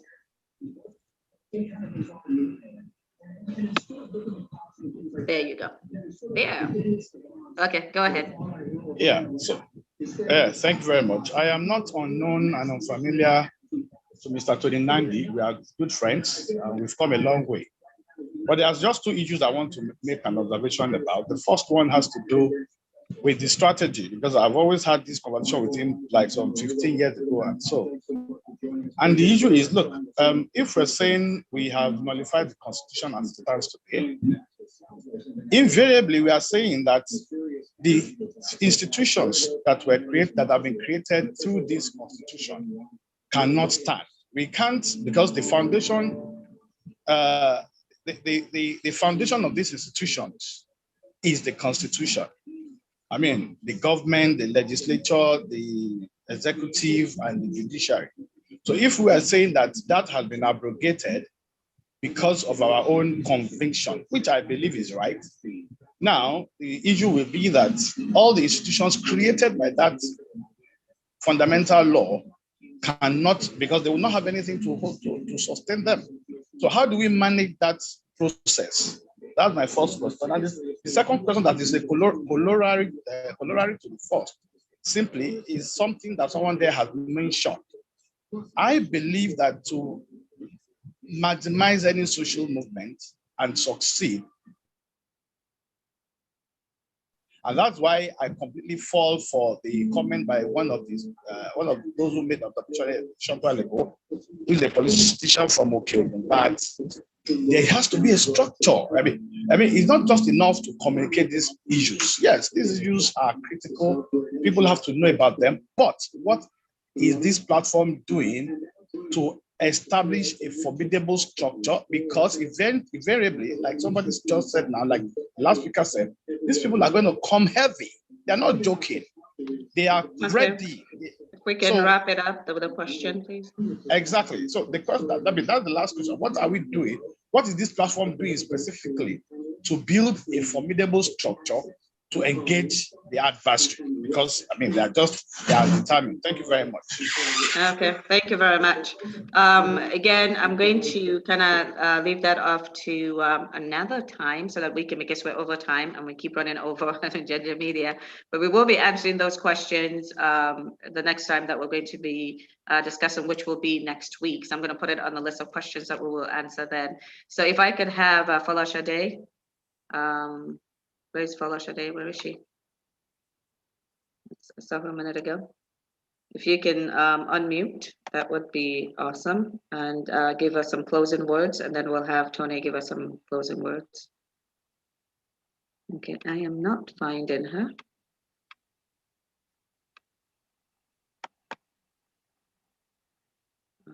There she is.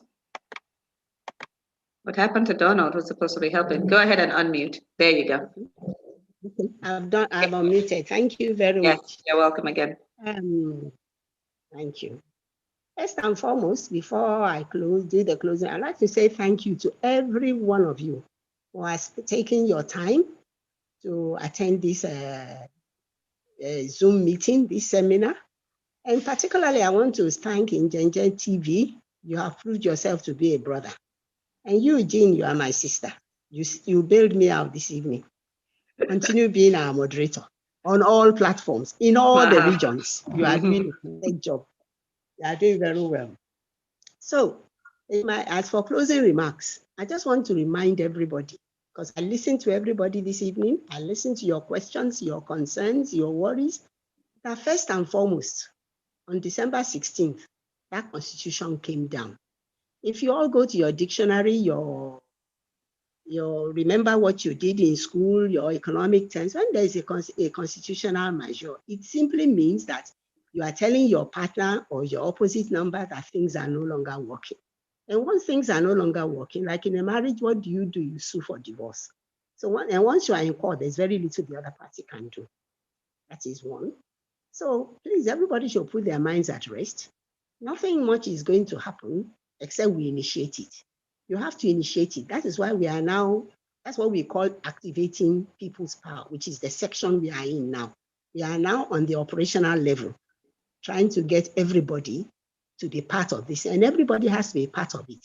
From now on, with the Constitution in abeyance, and with the 3 major blocks that the federal government had been relying on to come to their aid, telling them to go back to the table and discuss, that is going back to our 5-point demands, which they may not want to do, there's not much they can do. If you remember, I've been telling everybody that since we declared this force majeure, they cannot shoot one bullet. We too cannot shoot one bullet at them. The whole world will descend on us. So it has given us a sort of cover. That is number 2, we are now on our ancestral soil. We are on our geographical space. Please, every single one of us, go and do whatever you can do in your areas to escalate this situation. And I mean, go and do whatever you can to escalate it. Like we are, our own people, they are doing rallies. They are doing talks. So the people of the Niger Delta, I'm not saying they should do, but they can decide that they want to blow up the oil pipeline. There's nothing anybody can do to them. They own the oil pipeline, they own the oil. If they want to cut it off, they are at liberty to do so. Those of you in the East, you have coal. Like Tony once said, find money and start generating electricity and see who will come and stop you. Or your state government, call everybody mining your gold on your streets, that if they either come and register with you or they disappear from your state. The situation to press on the fact that you are now in charge of your area. Please go ahead and stop you. The borders, you can collect your rent. The ports, you collect your rent. What do we collect at the ports? Your fees, whatever, your clearing and forwarding charges. Do anything, because everybody's area is different. You know, we all have different minerals. We have different needs. Like we have the ports here. In the East, you have coal. The region, they have their oil. Middle Belt, they are the food basket of the nation. Please take over everything that you can. This last week now, we heard that the Fulanis went into Niger State. They hoisted flag 2 kilometers to Abuja. They levied the farmers 20 million before they can go on their farm. They are collecting federal inland revenue taxes from the people. Are they governments? If they can do that and get away with it, what stops you doing other things too and getting away with it? Please, we are now in people's power level. Activate your power. Do whatever you can do, and let's see who will copy. We are all in this together. We are all in an orderly, not anarchy. No anarchy. No anarchy. Just do what you have to do. Do your normal business. No anarchy. No, there's no anarchy. Even blowing up your oil pipeline is not anarchy. It's your property. It's one of the ways you can deal with them. They cannot come here and be taking your oil well, and not giving you anything. It's wrong. And you need that money anyways to run your area now. So there's nothing anybody can do about it. So that's my closing remarks. Don't just sit down and be looking for who's going to come and tell you what to do. Look around you and look for what you can do. Please, everybody should look around and see what they can do to escalate the situation. The constitution is already down. All we need now is to get to a point where they either come and sit with us or they leave us alone. That's the only thing that is left. They either come and sit with us and negotiate, or there are 12 contiguous states up there and leave everybody alone. You have to force them to that point. If you don't force it, they'll just sit there and be looking at us and wasting our time. You know? And before you know it, if you are not careful, 2023 will be here. So please, and we don't want election. Elections are starting in November. From this November, we should make sure that there's no election. We don't just wait for the 2020. Absolutely. From the one they're starting in November, we make sure it does not get done. Thank you very much once again, everybody. Okay, thank you very much. That was a powerful speech, and just really talking about the fact that, you know, the Constitution is down and we need to keep it down. Okay, there's no point in letting it come back in. We need to bury it. So we're now going to have Tony and Daddy give us a closing speech. And again, thank everyone for being here. Thank you all for the great questions that were being asked.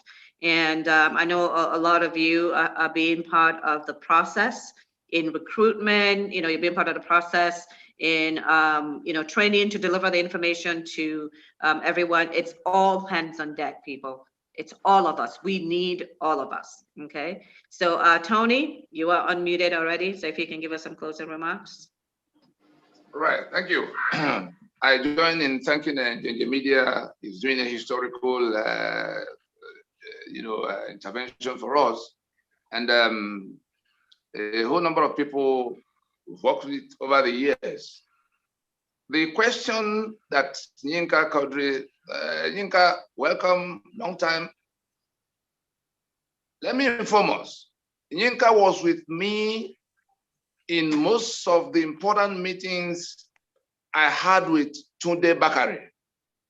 And all of what Bakare has gone to do outside what we're doing now is reason we fell into this pit.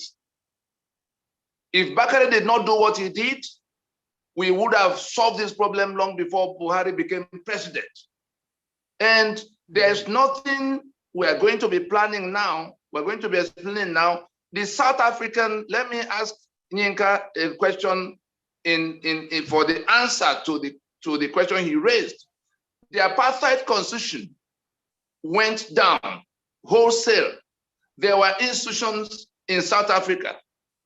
The sovereignty, it is our sovereignty that is the source of the power to create those institutions. So as we take down that constitution that confiscates our sovereignty, it is for us to retain what we want to retain, everything created by that constitution. The states, they were carving out. The local governments, they were carving out. The exclusive list, they made out 68 items. All of the accounting system that enthrone corruption and protect the beneficiaries, every single thing contained in that document are up for change if we want to be in union according to the land mass described by that constitution as what constitutes the Nigeria, is for us to now say we stay or we leave. If we want to, the states that they created is for Yoruba to say we want to continue in 6-state formation. It is for Southeast and South to decide whether they want to continue with the fracture of that has been imposed on them. So every single thing, those institutions, that's why we're offering the transition. The same way South Africa transited from apartheid to another regime of constitutional, foundation. That's what we intend to do. The only difference is that we may end up not having only one political unit or union. I don't see anybody who wants to stay with those who are who have embraced Sharia that require them to kill other people as infidels. I've had the privilege of telling all these people to their faces, including the one that is your president now, that I will not be in a union with 1 square inch of Sharia. Except we find an answer to that Sharia, it becomes a preliminary objection even ahead of the constitution itself. It is because of Sharia that we say that map has to now have a line so that those who want to do Sharia can live. Because if you leave them in 1 square inch, they owe it an obligation to continue to pursue you until they kill you and take over your assets. You should not own anything in their worldview. You should not be alive. Even the right to life does not exist for them as far as you are concerned. And they owe it a duty to their faith to prevent you from being alive. And if you're alive, to take everything they find you have. And so the question of institutions and how to manage them, it is we as the custodians of this sovereignty that will determine every single thing that we want to retain or want to change. That's the answer for that one. And let nobody worry about we have too many examples to copy from, to take from. And we went around the world to make sure we were able to combine all of what we need to manage through it. let the people talking about who is coming to shoot us, Chief Boye, that's the name I remember now. Nobody, we are now a majority. Let it be made clear. This journey was planned to be 20 years. It was because of Corona that we lost 1 full year. It's like submarine sailing to the harbor of the enemy. And the enemy didn't see, you don't see submarine coming. That's why they didn't see it coming. Now they were chasing in the opposite direction. Speedboats, the Biafra people waving flag, the men people waving their own flag. The harbor of Nigeria is undefended at this moment. The submarine has landed on the 16th of December. That submarine alighted in the undefended harbor of Nigeria. Let us see how the Fulani can take up a fight involving the whole of Nigeria. I hope you see the map behind me. Let us see how the Fulani, all these places belong to the Hausa. The owners of this land are waiting to sack them from here. The owners of this land, from Sokoto to Kano, down towards, except for whether the Kanuri people may retain them, but all of the 3/4 of this Sharia territory, the owners are waiting. And they're involved in this. I can tell us now, they are fully involved, but we told them, hold on until the backbone of that enemy is broken. Then you will raise your own challenge. It's been discussed in Washington and New York. So that these people, because they are cancer to everybody, look at everywhere they've been.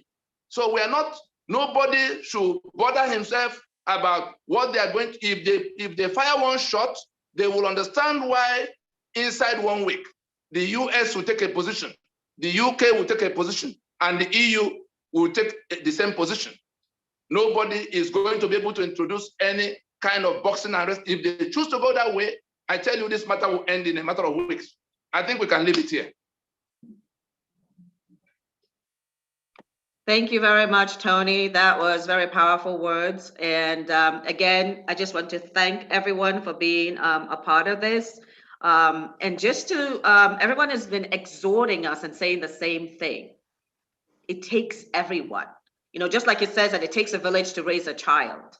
Well, our child is the new Nigeria, and the village is us. So we each must do the needful. Reach out to your friend, reach out to your family, reach out to your frenemy, reach out to your village, to your town, your old classmates. Tell them the message. Tell them to sign the petition. Tell them to start joining up with the state chapters. Tell them to join up with the country chapters, okay? So that they can be part of the recruitment, they can be part of they can be donating, they can be fundraising, because there's a lot of money needed. When we're talking about how we're gonna protect ourselves, well, it's money needed for that. We talk about how we're gonna travel to make sure that we see our international partners. There's money needed for that. Put in our news in the newspapers and the media. Money's needed for that. So we'll ask all of you to go to the website and make sure that you donate and get in with your, you know, the various chapters and start making your monthly contributions so that you can support this movement. You know, as Dr. Folashade said, she said that there is the elections coming up, but they won't get there because we need to stop them. Okay, so we're going to have the campaigns, you know, the Illano Omo Oodua, they've already started those campaigns on the 2023 elections. The rest of the alliance territories are going to be not too far behind with doing that, and not too far behind with also having their own rallies, etc. The Yoruba a little bit more homogeneous, okay, a lot more homogeneous than the rest of the alliance territories where there's so many different ethnicities. And so we need to kind of come to that understanding, finish coming to that understanding. But in the meantime, there's nothing that prevents us from actually getting that, you know, started. Okay. So again, thank you all very much. And I'm just really proud that each one of these sessions, as I said before, encompasses everyone from the Middle Belt to the South. And I'll leave you with this one thought. When David was anointed king, he got sent back into the field. And he must have thought, I'm supposed to be king. What's happening? And while he was there, he fought the lion and won. He fought the bear and won. Did he know that he was being prepared for Goliath? This is our Goliath.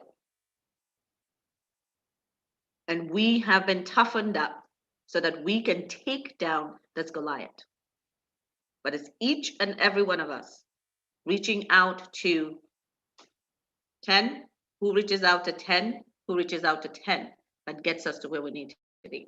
So thank you all very much again. Have a great evening or afternoon for those who are in the later time zones. We appreciate you. And do please chime in next week when we're going to be hosting the Lower Niger, which is the Southeast and the South-South, and expect for everybody to invite 5 people to come to these sessions.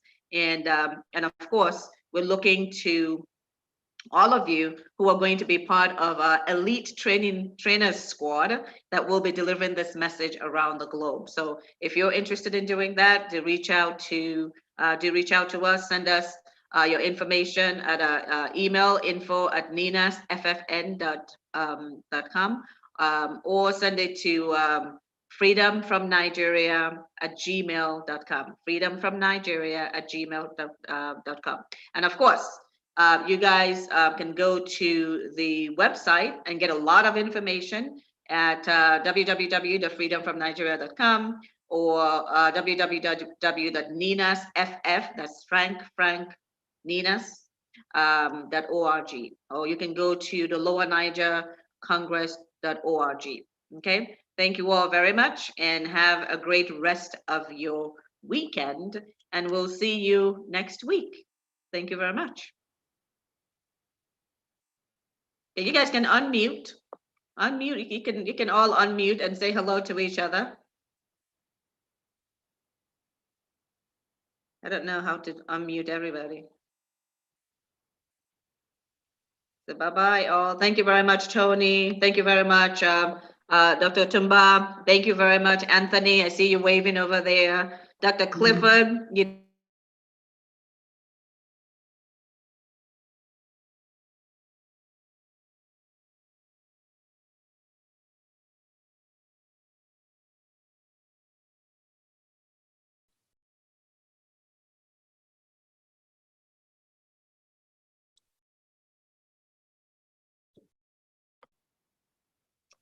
okay, you guys can actually unmute, and I don't know how to do unmute. Oh, Johnny, can you unmute everyone so that if they want to chat, that's fine. Yes, yes, you can normally. Yeah, you can unmute everyone, Johnny, because I'm trying to do that and I can't find where to do it. Awesome, I see you. Greetings. Yeah, okay. Yes, Cliff, you are good. Jen, you are good. Tony, as usual. Yes. Nice to have you guys. You are doing fine. Thank you, everybody. Yeah, love from Berlin in Germany. Awesome. Okay, bye-bye, everyone. Everyone. It's a pleasure. Johnny, you don't know how to do like mass unmute. I don't know how to unmute everybody. There's no mass unmuted. Most everybody is unmuted, yeah. Yeah, everyone can unmute. From Mines, Germany. Hello. Yeah. Yes. Also it's a from pleasure. Thank you all very much. Awesome. Oh, there you are, Eugene. How are you? Anthony Chibuzo. I'm good. It's a pleasure. Hey. Thank you. Hello, Anthony. Thank you very much. Thank you very much, Anthony. Maybe we'll go home sometime. Maybe we'll go home before I die. Absolutely. Maybe we'll go home before I die. Yes. Yes. Maybe. Go, please. I want to go home. Yes. That is what we're fighting for. Be able to go home. It will happen. It will happen. Please. Yes. I Okay, now. Yes.